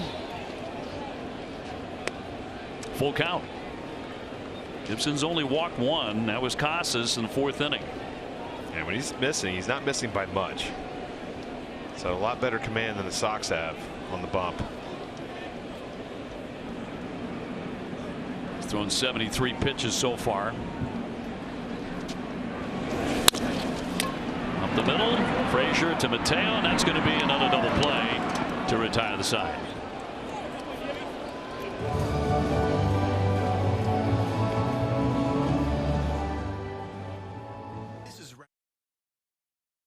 Baseball on NESN is brought to you by William Ravis, the official realtor of the Boston Red Sox. By Audi, visit your New England area Audi dealer today. And by Plymouth Rock, the official auto and home insurance provider of the Boston Red Sox, who are down 8-2 going to the sixth inning. On opening day to the Orioles, who won 83 games last year, went 83-79. They've got Texas and then the Yankees to follow. More pitch com problems here for the Red Sox, it would appear. Second time it's happened. It's not happening with the Orioles. Caleb Ort just trying to throw his first pitch coming out of the bullpen.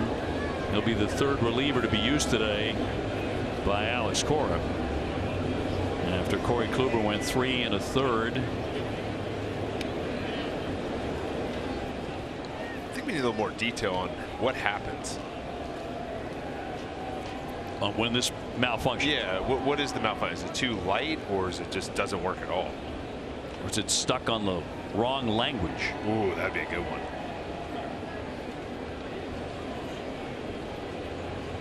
Mountcastle is 0 for 1, but he's walked a couple of times, and one time on the bases loaded.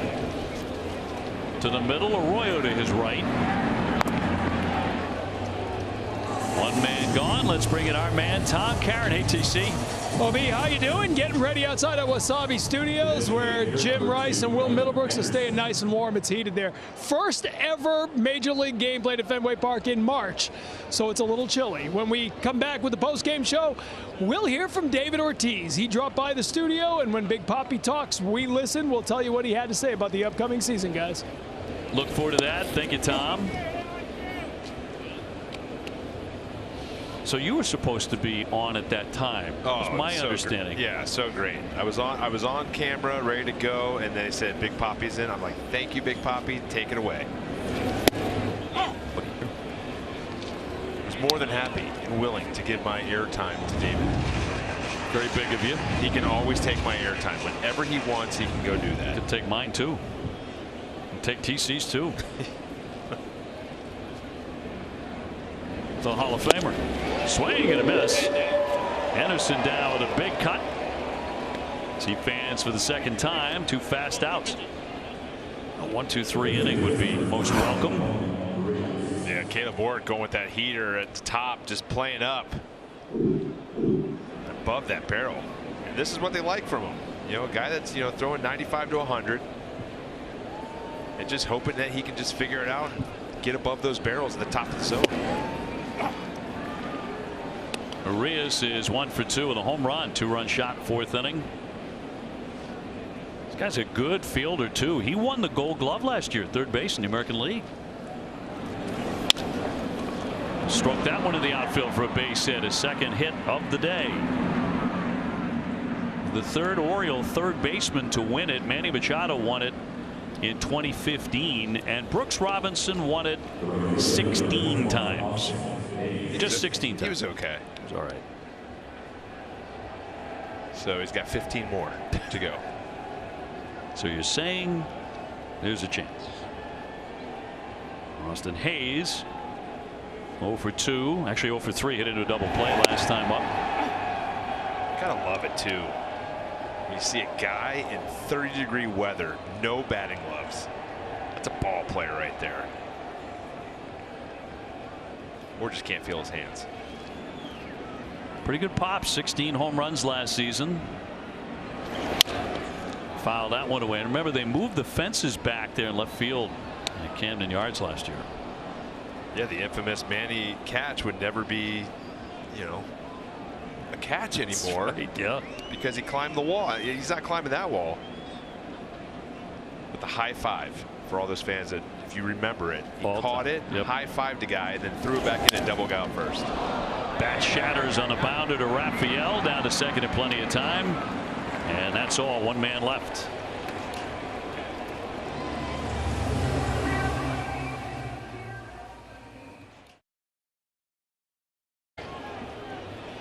Bottom of the 6th, the Red Sox coming up to bat against Kyle Gibson. He's developed into a main story today, throwing the ball really well for Baltimore. They have no activity, but didn't have any. Now they've got a left-hander up in their bullpen, but he's been on the plate all day. Only walked 1 man. Red Sox have had a couple of chances to add on runs, but the double play ball has hurt them. Raffy has an RBI and a ground down. He's also torn into a double, and it took a bounce on the warning track and skipped up over that right field bullpen fence.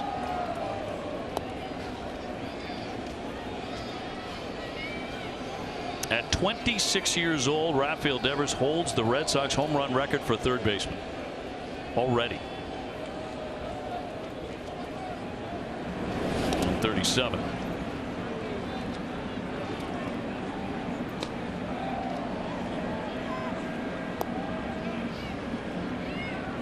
So third time around for the Red Sox lineup. Devers, Turner, Yoshida. Lunging, and that one's going to settle down. Picked up by Santander after a hop, and another hit for Rafi Devers. He is on with a base hit. Yeah, he was tired of watching Rutschman get all these knocks. So he said, I'm going to take this curveball, butt out in the dugout, hip going forward, and just throw the hands at it. It's not a strike. Doesn't need to be in Rafi's world. If it's right down the middle, it's not for Rafi. I mean, not even close to being a strike. No, that reminded me of Pedroia from the left side. Or that Turner sit. With a line drive. That'll drop down for a base hit. On your command, Santander can make the play first and second. Get heavy. Get heavy. Sometimes you got to talk to the ball. Like Casas talks, to the ball. Down. Just get heavy. Just gets in on the hands there, and Santander had a horrible read on this ball. I'm only saying that because I speak from a lot of experience of horrible reads, and it happens. But it's also a product of when you have those shadows in there, it's hard to read the ball off the bat in the outfield. Well, the day is done for Gibson. Justin Turner with his first Red Sox hit. We'll take the break as well. The Orioles go to the bullpen, 8-2 Baltimore. Bank of Nesson's Boston Red Sox coverage, and by Window World, the official replacement windows of the Boston Red Sox. Red Sox trying to rally here, down by half a dozen runs. Masa Yoshida on the day, 0 for 1, hit by a pitch off the elbow pad in the fourth inning. Devers at second, Turner on at first. Dive and a miss there by Frazier. That's into the outfield. Rounding, here comes Devers. He will score. It's Turner down to third, and that'll make it 8-3. And Yoshida with his first Red Sox hit moments after Turner had collected his. And Yoshida with his first RBI. Yeah, two memorable moments back to back. Justin Turner's going to he's going to laugh that one off probably the most. But Yoshida, good piece of hitting right here. Right past the outreach of Frazier. Got on top of that pitch, a little up in the zone. But this is also a byproduct of not being able to shift as much. That ball might be, an easier double play if you could shift a little bit, or maybe just one, actually. But with the new rule changes, that ball's going to get through a little bit more. Here's Duvall now. RBI double off the wall last time. 1 for 2. Can the Red Sox crawl back into this game? There is time. Keegan Aiken, who was really good for them out of the pen last year, fires in a strike. Yeah, he's about 92 to 94. Fastball, slider, change. 50% fastballs. Fastball's going to play up a little bit. It's got a little arm side run, but it's going to play up a little bit, which means guys got to get on top of it.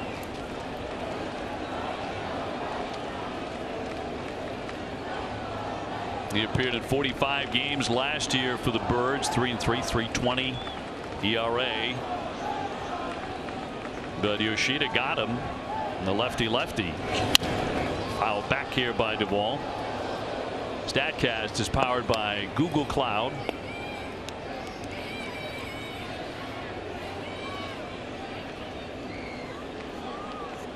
Career home runs here for Duvall. Look at all those pulls. 104. Pull.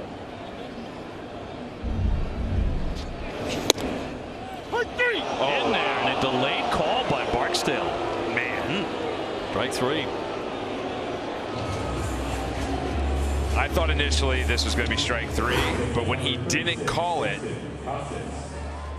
as you can see, it just barely. I mean, that's a barely on that. Wow. Initially, I thought that was a strike. And then he didn't say anything, and I was like, oh, wow, we got to wait. And then a little late of a call. Yeah. About 3 seconds, he was as quiet as a church mouse down there. I'll tell you, that's as close as you can get, though, of a pitcher, a ball versus a strike. I mean, that's border. So here's Casas. He has struck out looking and taken ball 4. First and third, 1 away. And this is where he needs to start growing and maturing his left on left. Wasn't bad on the on base percentage. but not getting the damn out. I like it.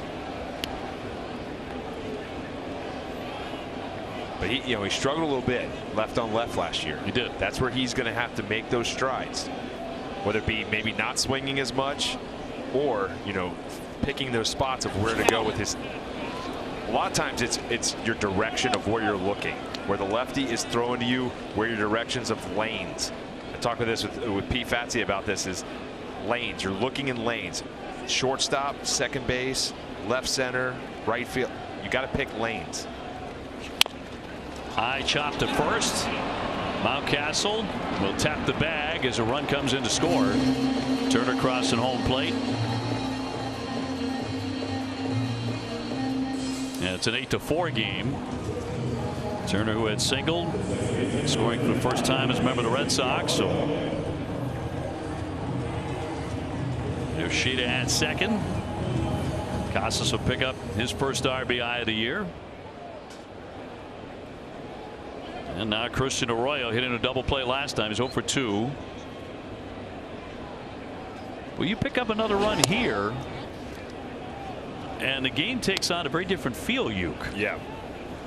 Get within 3. Going into the last 3 innings, that's a big deal. Especially with how cold it is outside. You never know who can just all of a sudden get a little cold on that bump and start walking guys, hitting guys, maybe leaving a couple balls out over the plate that get driven out of the yard.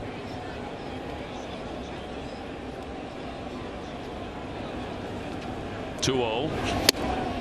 Took a home run cut. Came up empty on the fastball.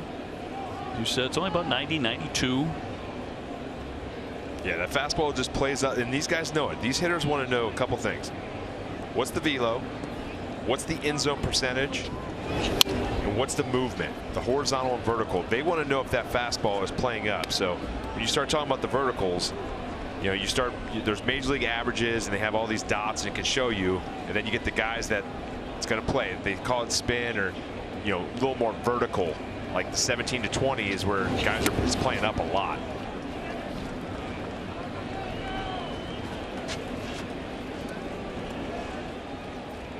Arroyo got kicked in the head on a, to be kind, awkward slide by Rutschman early in the ball game to play a collision down at second base. Yeah, for skiers you call it a yard sale.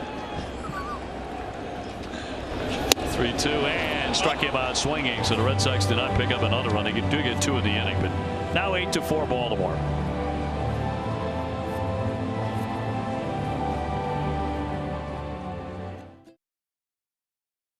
Its seats start at only $14. Get the tickets you want and the service you deserve. Visit aceticket.com or call 1-800-MY-SEATS right now. Dave? Jemai, thank you very much. 8-4. Orioles in front. We go to the 7th inning. Ort on for his second inning in relief. Dave O'Brien alongside Kevin Youkilis. Red Sox have had a couple of opportunities to put together a serious rally, and each time they've fallen just short, lacking that key hit. And so only within 4 at this point. Bottom part of the order for the Orioles, I mean, from 6 through 9, they've scored 5 of their runs. They've been pretty tough outs. Orioles have out hit the Sox 9-7.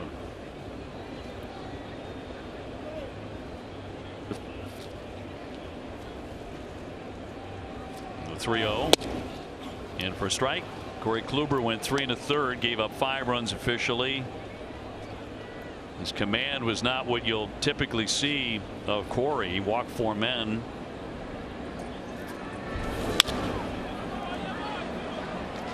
Good job by Ort here to get back in at full count.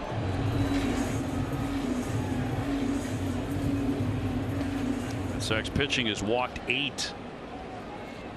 Franchise record for an opening day is 9. One driven toward the alley, and that's going to settle down on the grass.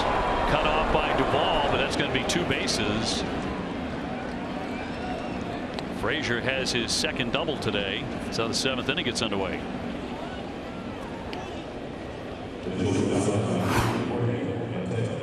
Yeah, Frazier just gets that fastball and just right down the middle.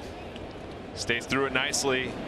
Gets in that gap. Duvall does a good job of running this thing down and trying to cut it off. But when you get on that back heel like that, on that dirt, you got no arm strength with it, with Frazier being quick. Jorge Mateo bunting, drops it down, charged by Devers. The runner will advance to third. Frazier now 90 feet away on the bunt by Mateo. The Orioles doing a lot of things very well today.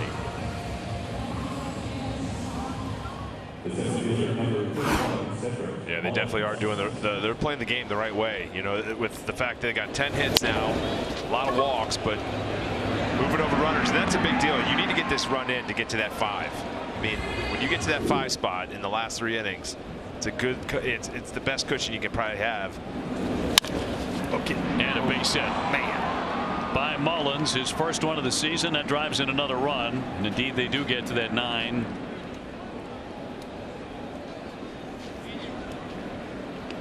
So clear of that grand slam tying you. And Mullins, who drove in 64 last year, is on for the 3rd time today. 2 walks and a single. And now that man again, a youngster, Adley Rutschman. That's a name you're going to want to write down. Not just from today. I mean last year as a rookie, the 1st round draft pick, he was the #1 overall pick in 2019. Was #2 in the American League Rookie of the Year. And just on his defense alone, runner goes, and it skipped up there, and that's going to be another stolen base. 2nd today for Mullins.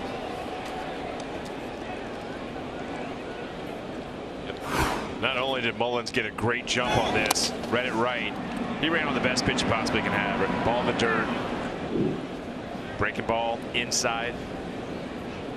We've seen a couple of those today where they've just, you know, not only gotten the good jumps, but also the pitches and the location makes it impossible for Reese McGuire to throw them out. So 5 stolen bases today for the Orioles. It really made the Red Sox pay for their wildness this afternoon. And another one into scoring position.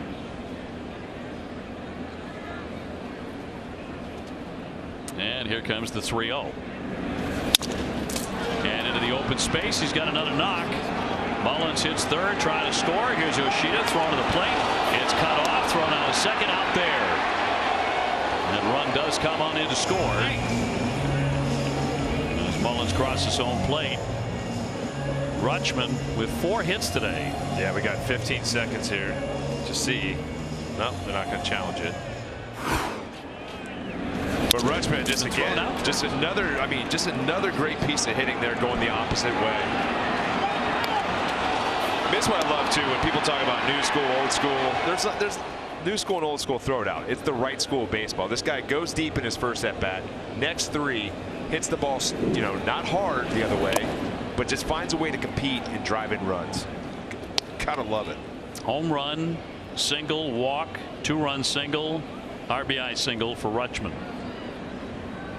And 10-4 Baltimore. It's an okay opening day. Santander, he was going for the fences there. He pulls that one foul. He has a double, 1 for 4 here in the opener.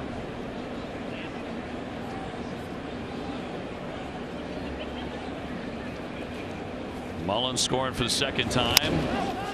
This one popped up. Racing for McGuire. Pitcher Ward as well, and the catcher makes the grab to retire the side.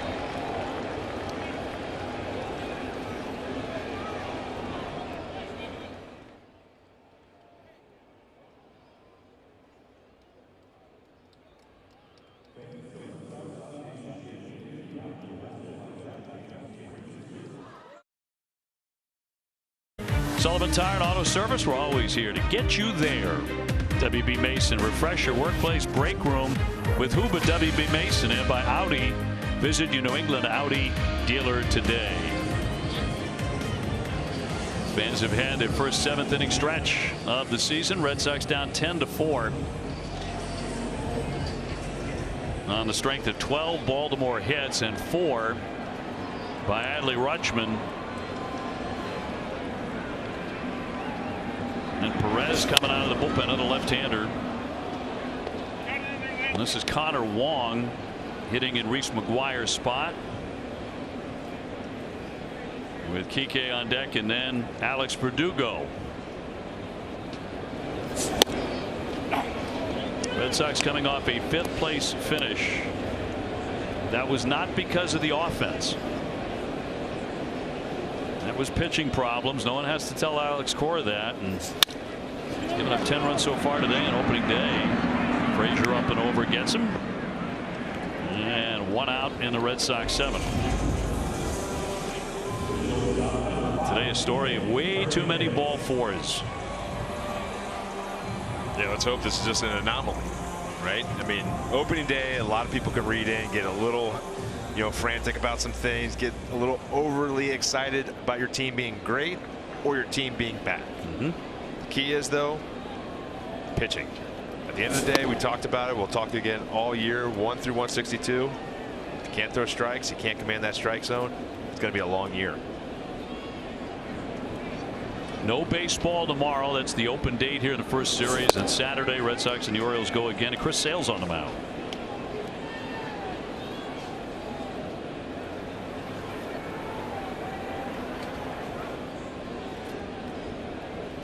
It's great to see the left-hander get through spring training fully healthy, and he threw the ball quite well. I think he was very happy about a lot of it, if not all of it.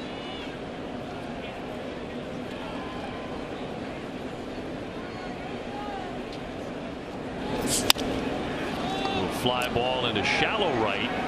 Frazier out, second baseman, for out number 2. By the way, happy birthday to Chris Sale. 34 years old today. Wow. Big day.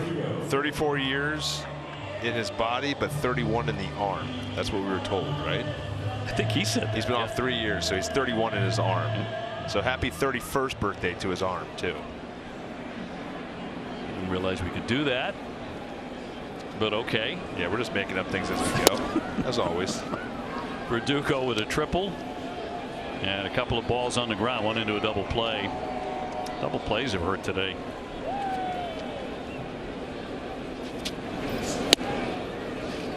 Nice slider there. Wow.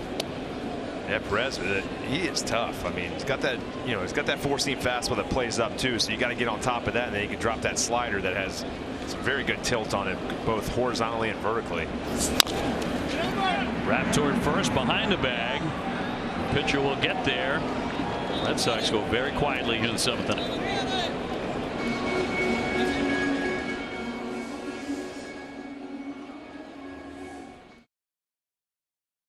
Presented by Window World, the official replacement windows of the Boston Red Sox, part of the pregame earlier today. I never saw them. I heard them, quite obviously, but never saw these guys. I'm right there with you. I was getting ready to video it, and I look up, and they're gone. Got to be quick. Josh Winkowski giving up a base hit down the line. Off the bat of Mountcastle. Now a clang around beyond the tarp, and he winds up with a double.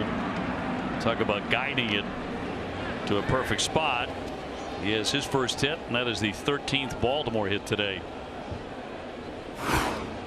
Well, I mean, you can't have any better hitting than that. Just get absolutely blown up inside. Hit a ground ball down the first base line.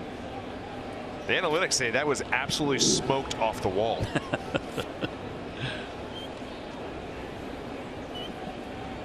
They'll send up Gunnar Henderson. He's walked 2 times, struck out 2 times. Winkowski working out of the pen last year, 5 and 7.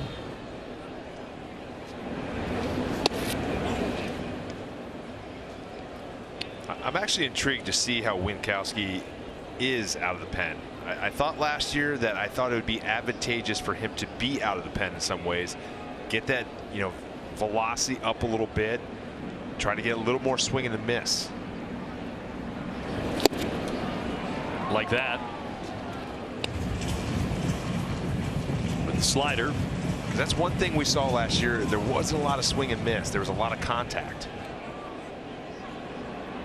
Josh grew up in Fort Myers, home of the Red Sox spring training site. High fly, well struck to left. Yoshida back and in now to make the play. Getting back into second base safely, Mountcastle. Yeah, Gunnar Henderson is looking up. He's looking up in awe, like what the heck happened there? I don't understand anything. He hits this ball really well, but the way the wind is blowing right now, it is blowing a little more in than foul pole to foul pole, and just hangs up there for Massa.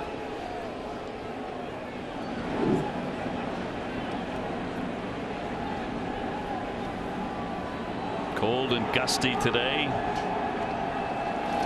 Arias has had a nice one at the plate with a home run back in the 4th inning. Was hit by a pitch in the 5th and singled in his last at bat.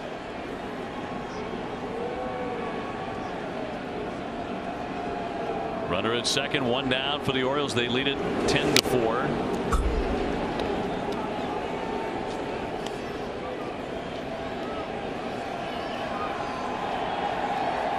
Atlanta did beat Washington 7-2. That's a final.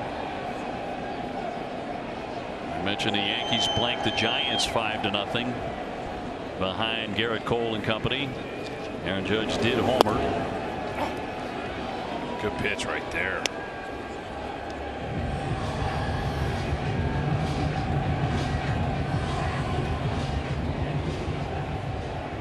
So now you have Shadow both at home plate and the mound. Wrapped to deep short. Runner trying to advance, but not a good throw by Kike. Now clanging around behind home plate. Arias is going to take second and stop there. Second and third.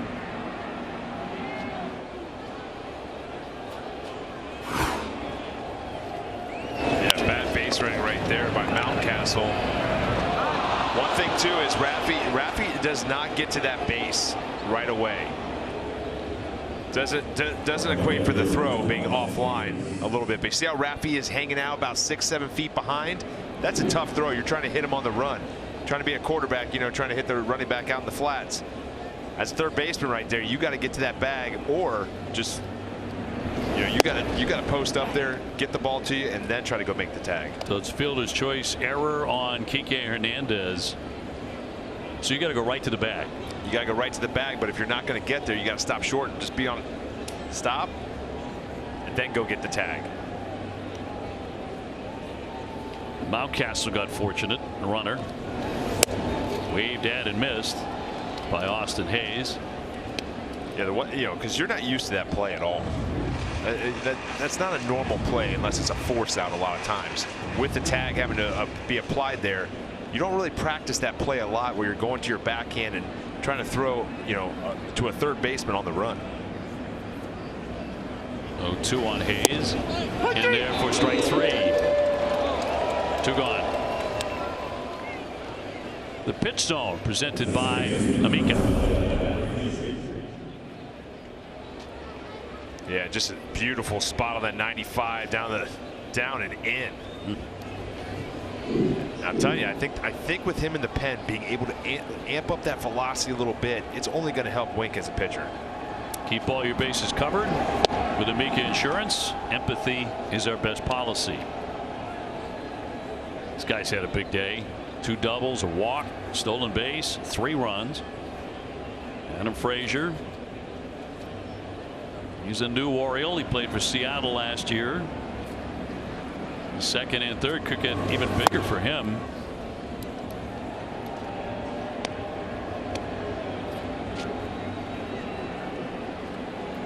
Well, everything has gone right, certainly for the Orioles. A lot of stuff's gone wrong for the Red Sox, but the Red Sox have made their own bed today with all the ball 4s earlier in the contest. That just can't happen. They know that. Fell behind when Baltimore got 4 in the 4th inning, 3 more in the 5th, and 2 in the 7th. I want to say there's 4 hits that have been directly down either the third baseline or the first baseline. That's right. Yeah. I mean, when it's going good, it's going good. And have stolen 5 bases. Wrapped to first, knocked down by Casas. A play on first base, and in time, Winkowski gets there.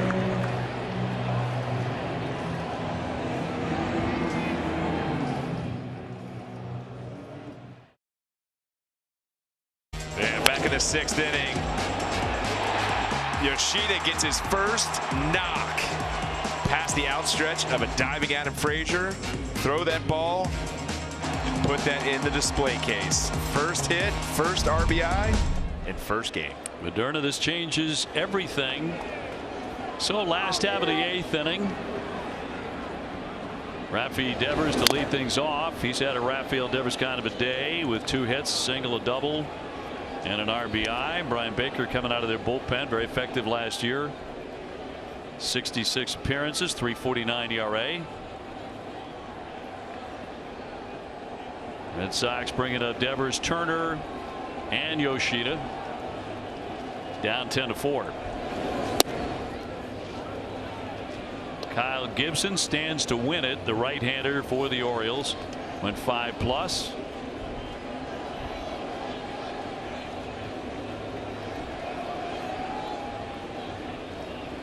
Justin Turner on deck. High twisting fly down the left field line. That one's hit well into the corner. That's close, but it's a foul ball. Wow, that kept pushing back with that wind. Well, you know, the way Rafi approached it, he was a little slow getting out of the box. He thought it was foul. And I think I better get going. Gotta go. It was going to be a homer, but I thought it was just going to drift back and maybe clip that wall a little bit. Is this Jim up there?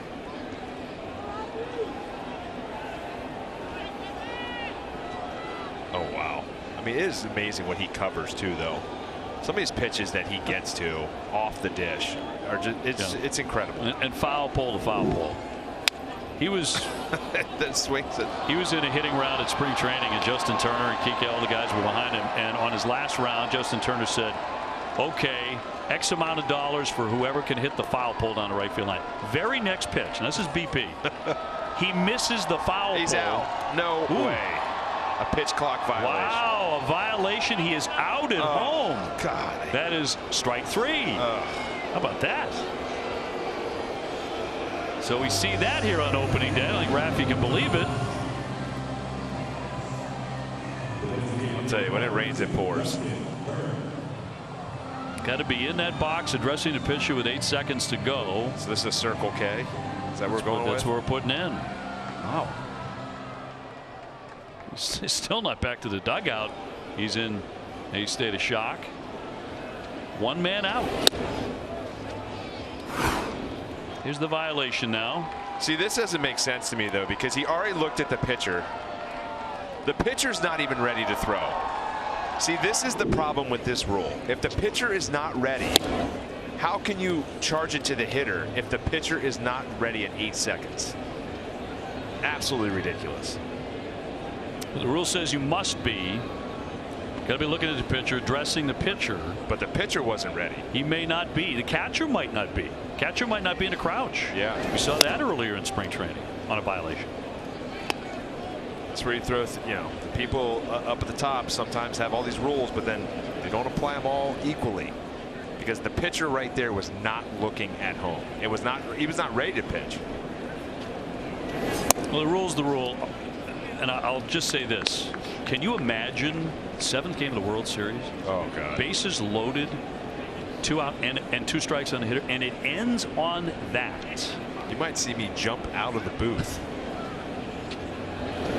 2-2. We were talking with Kenley Jansen before the game, and I think we're all in agreement that come postseason time, maybe that's the time you go back to the old rules, or you change the clock.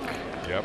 Whatever it might be. Like, I will say this, I have a lot of empathy for the umpires. Yeah. They are the ones having to enforce the rules that are coming down from Major League Baseball. It's not easy what they're doing.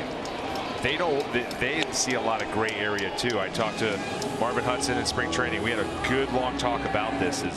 He's like, but what if this happens? But what if this? I'm like, holy cow, your job is that much harder with this clock. So a lot of empathy for those guys. It's not their fault. They didn't make these rules, but they are the ones that have to enforce them. They wear a buzzer on the belt that alerts them to the violation.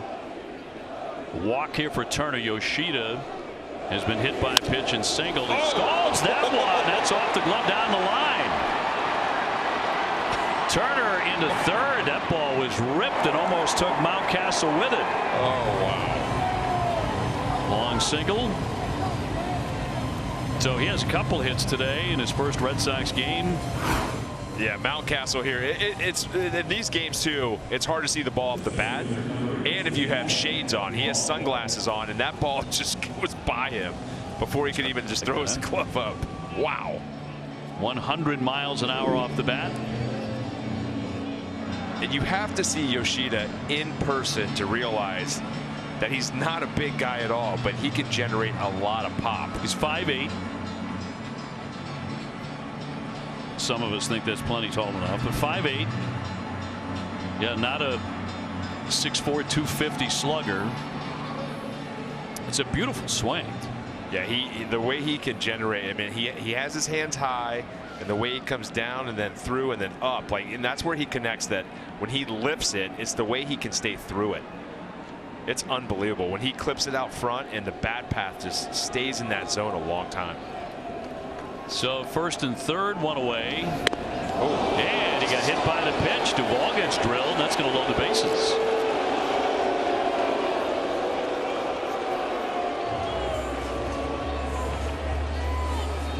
And trotting slowly up the first base line. Let's hope they hit that elbow pad. Yeah, waving off Alex Cora.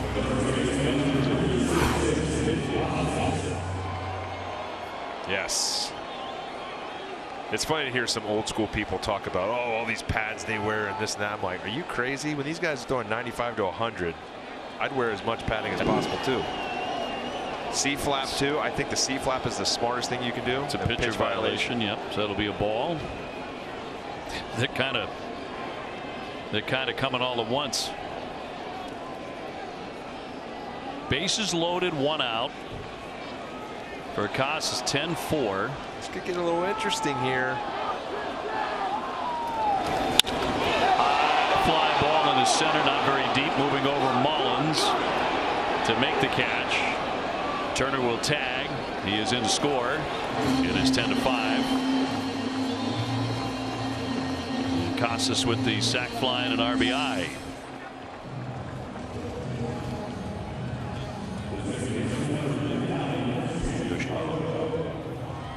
Right there, hey, did your job. You want to, during the season, that's, what you want to get. You want to drive the ball out to the outfield. But down 10-4, you're just like, man, double the gap, or, it's just. Having those good at-bats over and over is the key, and that's what you want to see from Casas in those situations. But in certain games, and the way the run differential is, you're like, man, just need that double, need that homer. Now, that's a balk right there. Didn't call it. Arroyo got 0 for 3 today. First and second with 2 gone. Yeah, Baker right there. He moved a little bit and then got the sign again.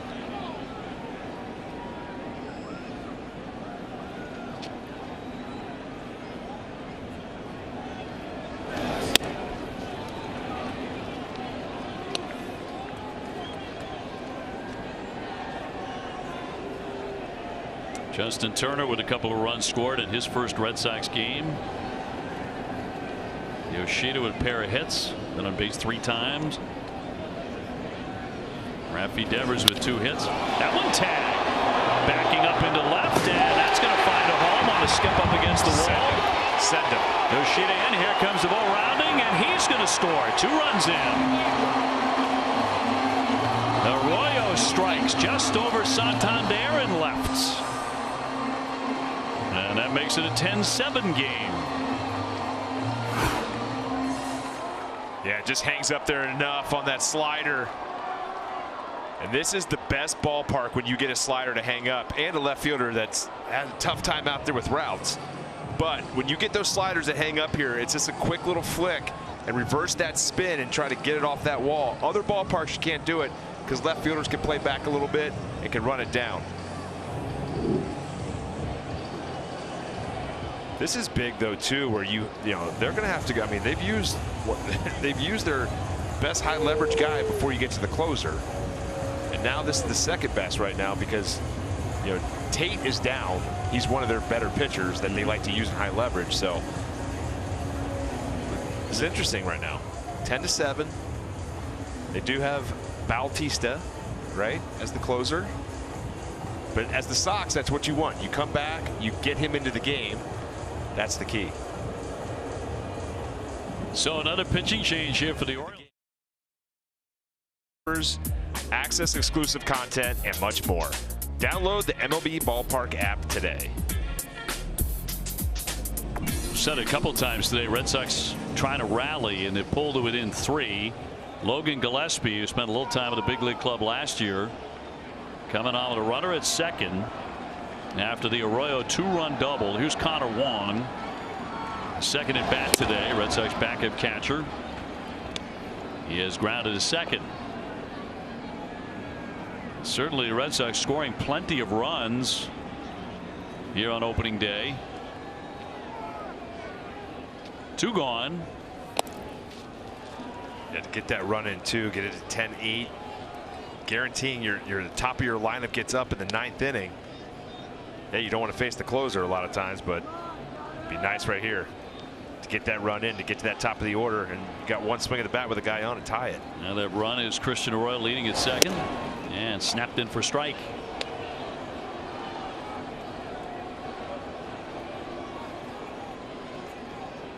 Connor Wong, one of those acquired from the Dodgers in the Mookie Betts deal.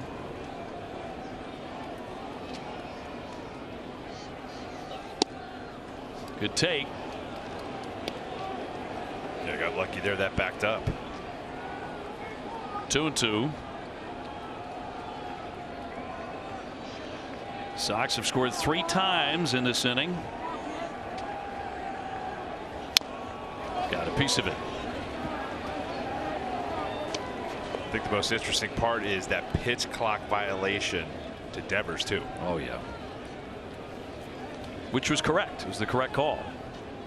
Can't argue that. I still don't think it's correct if the pitcher's not looking. Under the rules of the day, what I'm saying is it's a correct call. But he was looking, and then the pitcher was off, and they kind of looked off. And then Raffy looked down. Yeah, I didn't like it. Swing and a miss. He got him. So the Red Sox settle for a 10-7 game at the end of 8.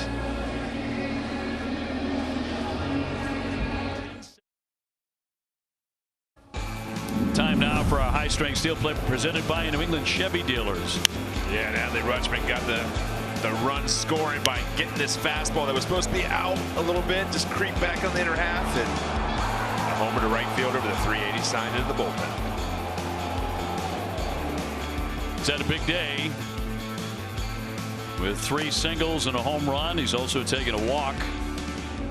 Big reason that the Orioles have the lead here 10-7 as we go to the 9th inning. And the tall right-hander Chris Martin to make his Red Sox debut. 6'8", 36-year-old from Texas. Last year pitching for both the Mets and the Dodgers. You're hearing the home plate umpire Lance Barksdale kind of barking at the Red Sox dugout, or explaining something, as he pointed out, I think toward the clock, and that's going to be down and away, ball 1. Oh, 2-0. And they did rule a ball. It's now 2-0. So he must have violated the warm-up clock. And you've got to be free of your last warm-up toss with 30 seconds to go. So that was the reason for that violation, and now it's 3-0. Mateo, the batter, batting out of that 9 spot, and looks at a strike. He has a pair of hits.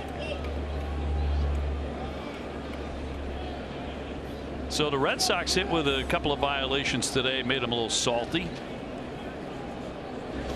Under the new rules. That's ball 4. You didn't even know it. It is ball 4. And that is the 9th walk issued by the Red Sox today. It ties a franchise opening day record. So here's the between inning violation.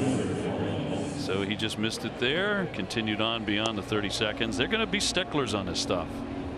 And there is no second guessing them. So 9 walks, tied for the most on opening day in Red Sox history. It's one you're not gunning for several hours ago. 1906. All right, we get Kind of wrong. He's got to throw him out right here.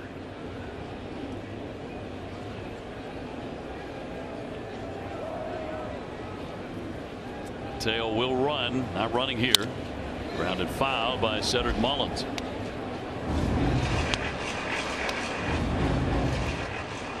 Well, the new timer has not had a profound effect on this game, which is going to exceed 3 hours today. When all is said and done, runner goes as you thought he might.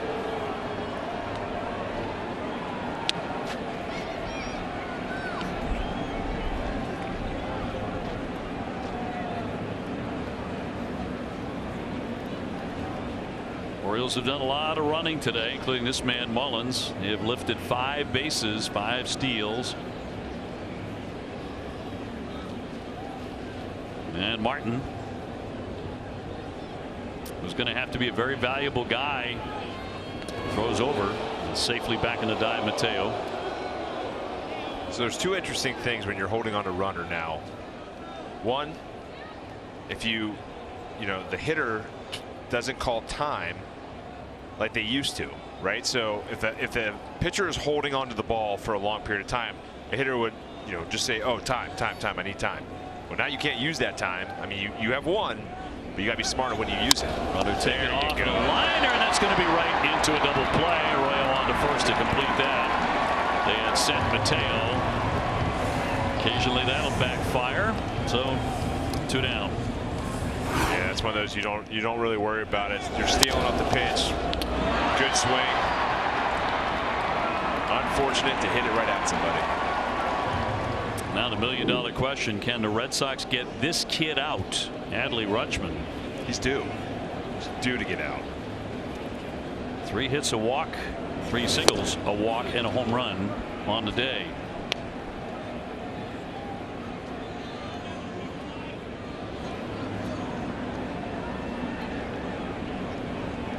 He has made a couple of outs on the bases. A little chopper. Raffy with a bobble.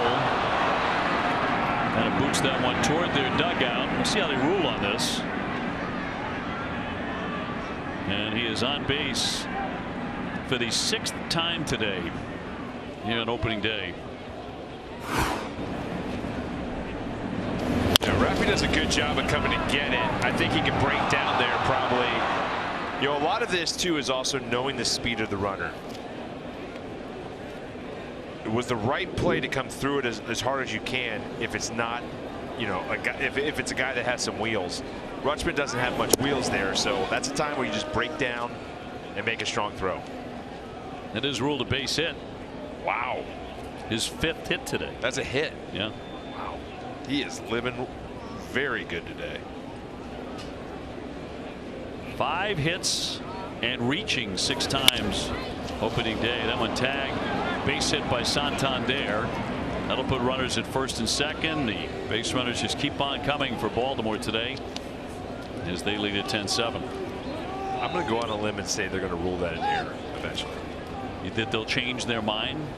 I think that's an error. We'll keep an eye on it.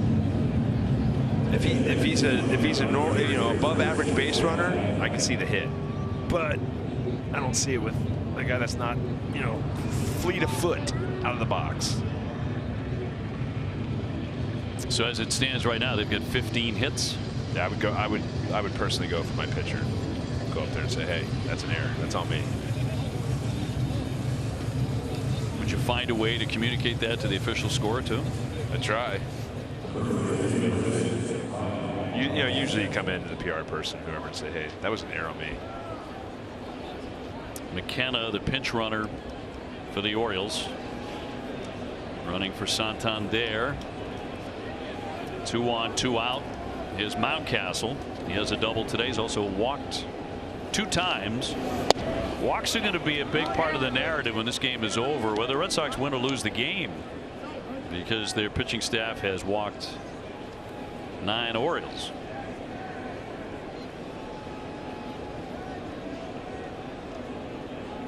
And hit by pitch. Yes. Painted right there, that cutter.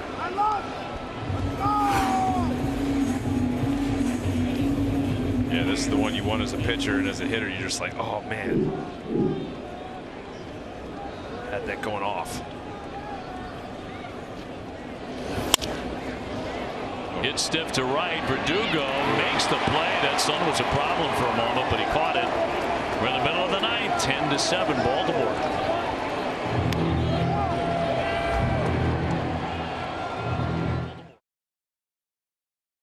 Fills now and get 0% financing for up to 60 months. Home series in April.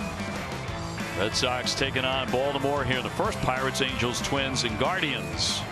Still to come, hopefully in warmer conditions. Bottom of the ninth coming up. 10-7 Baltimore. And here comes Bautista. Man, was he good a year ago. 65 appearances, 2.19 ERA. And trying to lock it up. Now the Red Sox, who were down by as many as 6 today, if they do rally to win the game, that'll be bigger than anything they did last year as far as a comeback. Tapia is going to lead things off as he comes off the bench.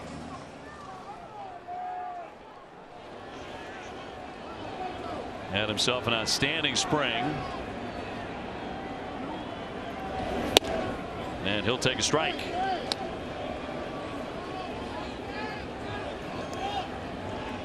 McKenna's taken over in left field.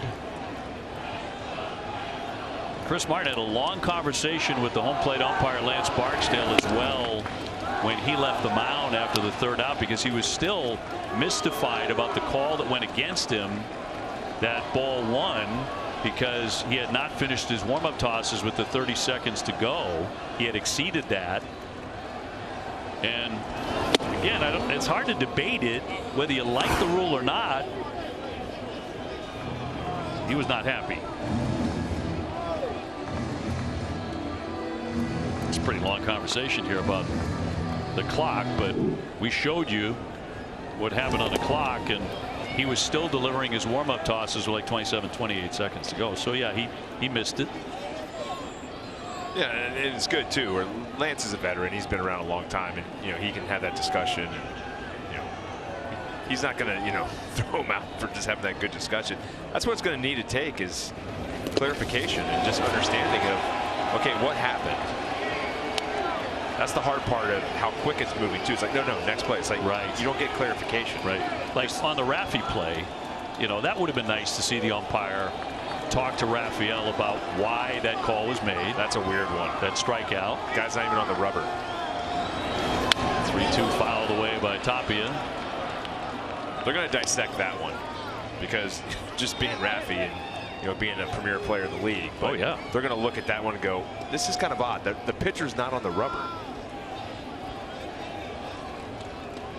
He had looked up for a second, during the. Raffy looked up around 9 seconds or so, but it was very brief. But he looked and the guy was not on the rubber, so he probably thought, hey. Yeah. I would say he also was not prepared to hit.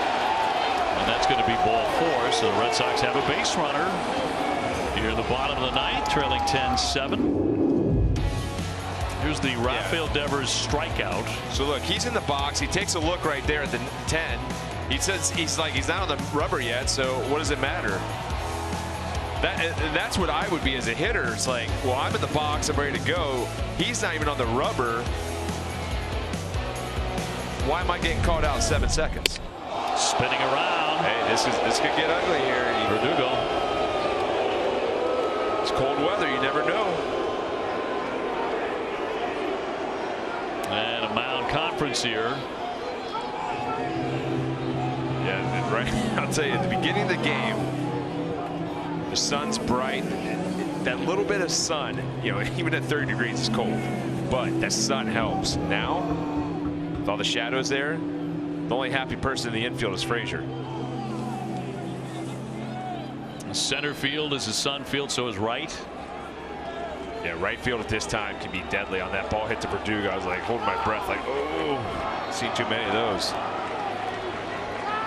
Verdugo started the game for the Red Sox with a triple and a run. Yeah, Bautista has not found that splitter too. He spiked it a few times.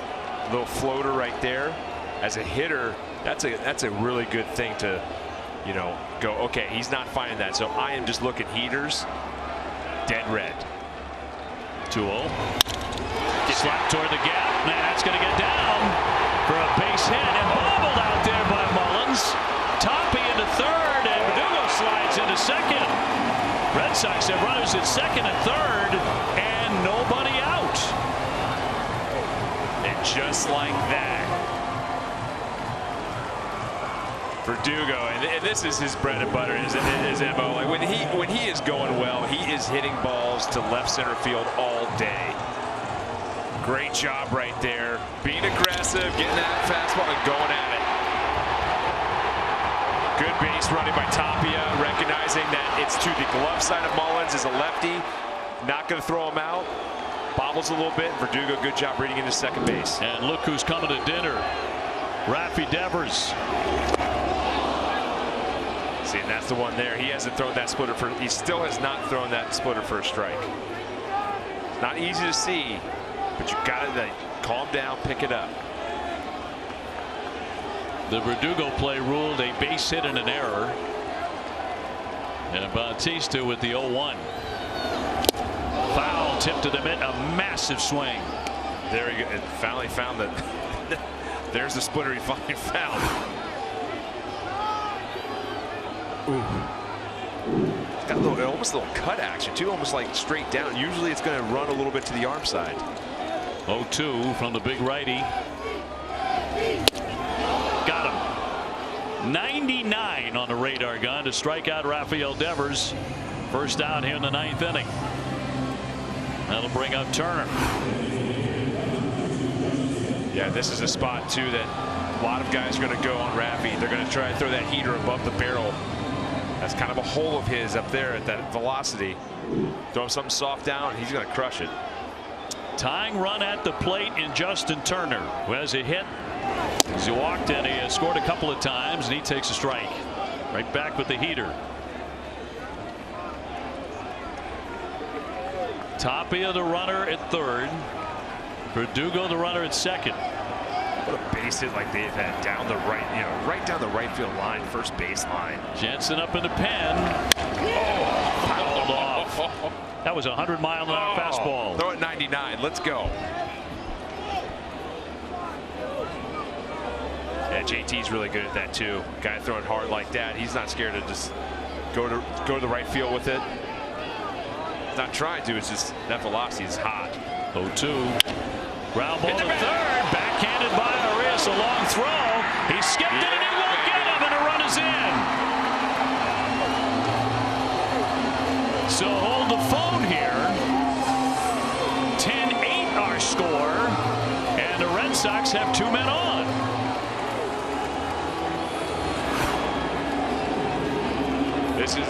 This is unbelievable. How many balls down the line have been a huge factor in this game? Arias with a great play. I have zero idea what Alex Verdugo is doing though. How is he on second base?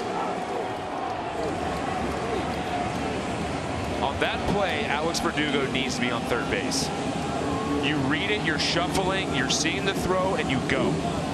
That is way too far down the line for Alex Verdugo not being on third base right now. Great point. Even Nesson has it on third base. And he is not. He's at second.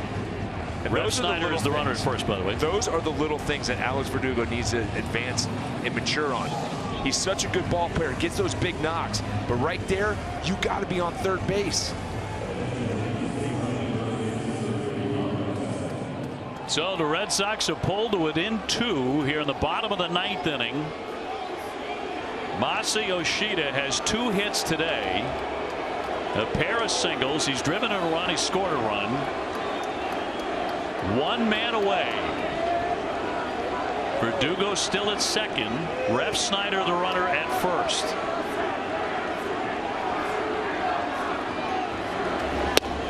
And he'll take a strike.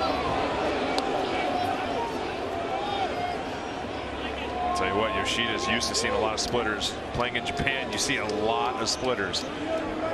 Maybe this is a good time to see one here. Bautista's 0-1. Yeah, I wonder if that plays into it in some way with just the scouting report too. You know, Japanese ball player that sees a lot of splitters, maybe stay away from, maybe go with the heaters. You see right here. A two-time batting champion, and the 1-1. Let it go for a ball. Tell you what, you gotta love that right there. His plate discipline is phenomenal. He read that pitch real well. Duvall on deck. Lays off another one for ball 3. Now he has the count all his way. Yeah, this is one right here where you can prepare right here to look for that heater. Get something over that heart of that plate and try to drive it. 3-1. He took that hack. 97. And a full count. Just you can see him spin off that thing. He missed that thing by a foot.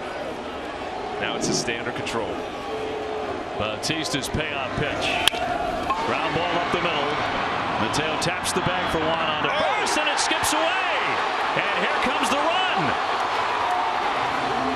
They had a chance to end the ball game. Unbelievable.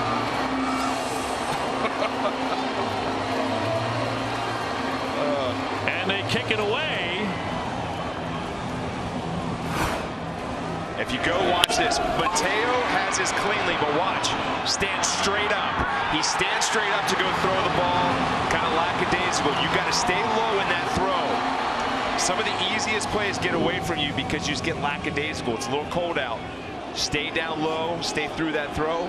How about this? It's 10-9. And the Red Sox have the tying run at second with 2 away. Baltimore could have ended the game right there on a twin killing. Duvall the batter. 1 for 3 with a double. He's also scored after being hit by a pitch. Is that 2 errors? And fouled away. Do you rule that 2 errors or just 1 error? Just 1, because you can't rule an error on an out at first base, but advancing him down to second. Right, that's right. I always got confused with that one. I feel like the play should have been made there, and he advances because of it. 0-2.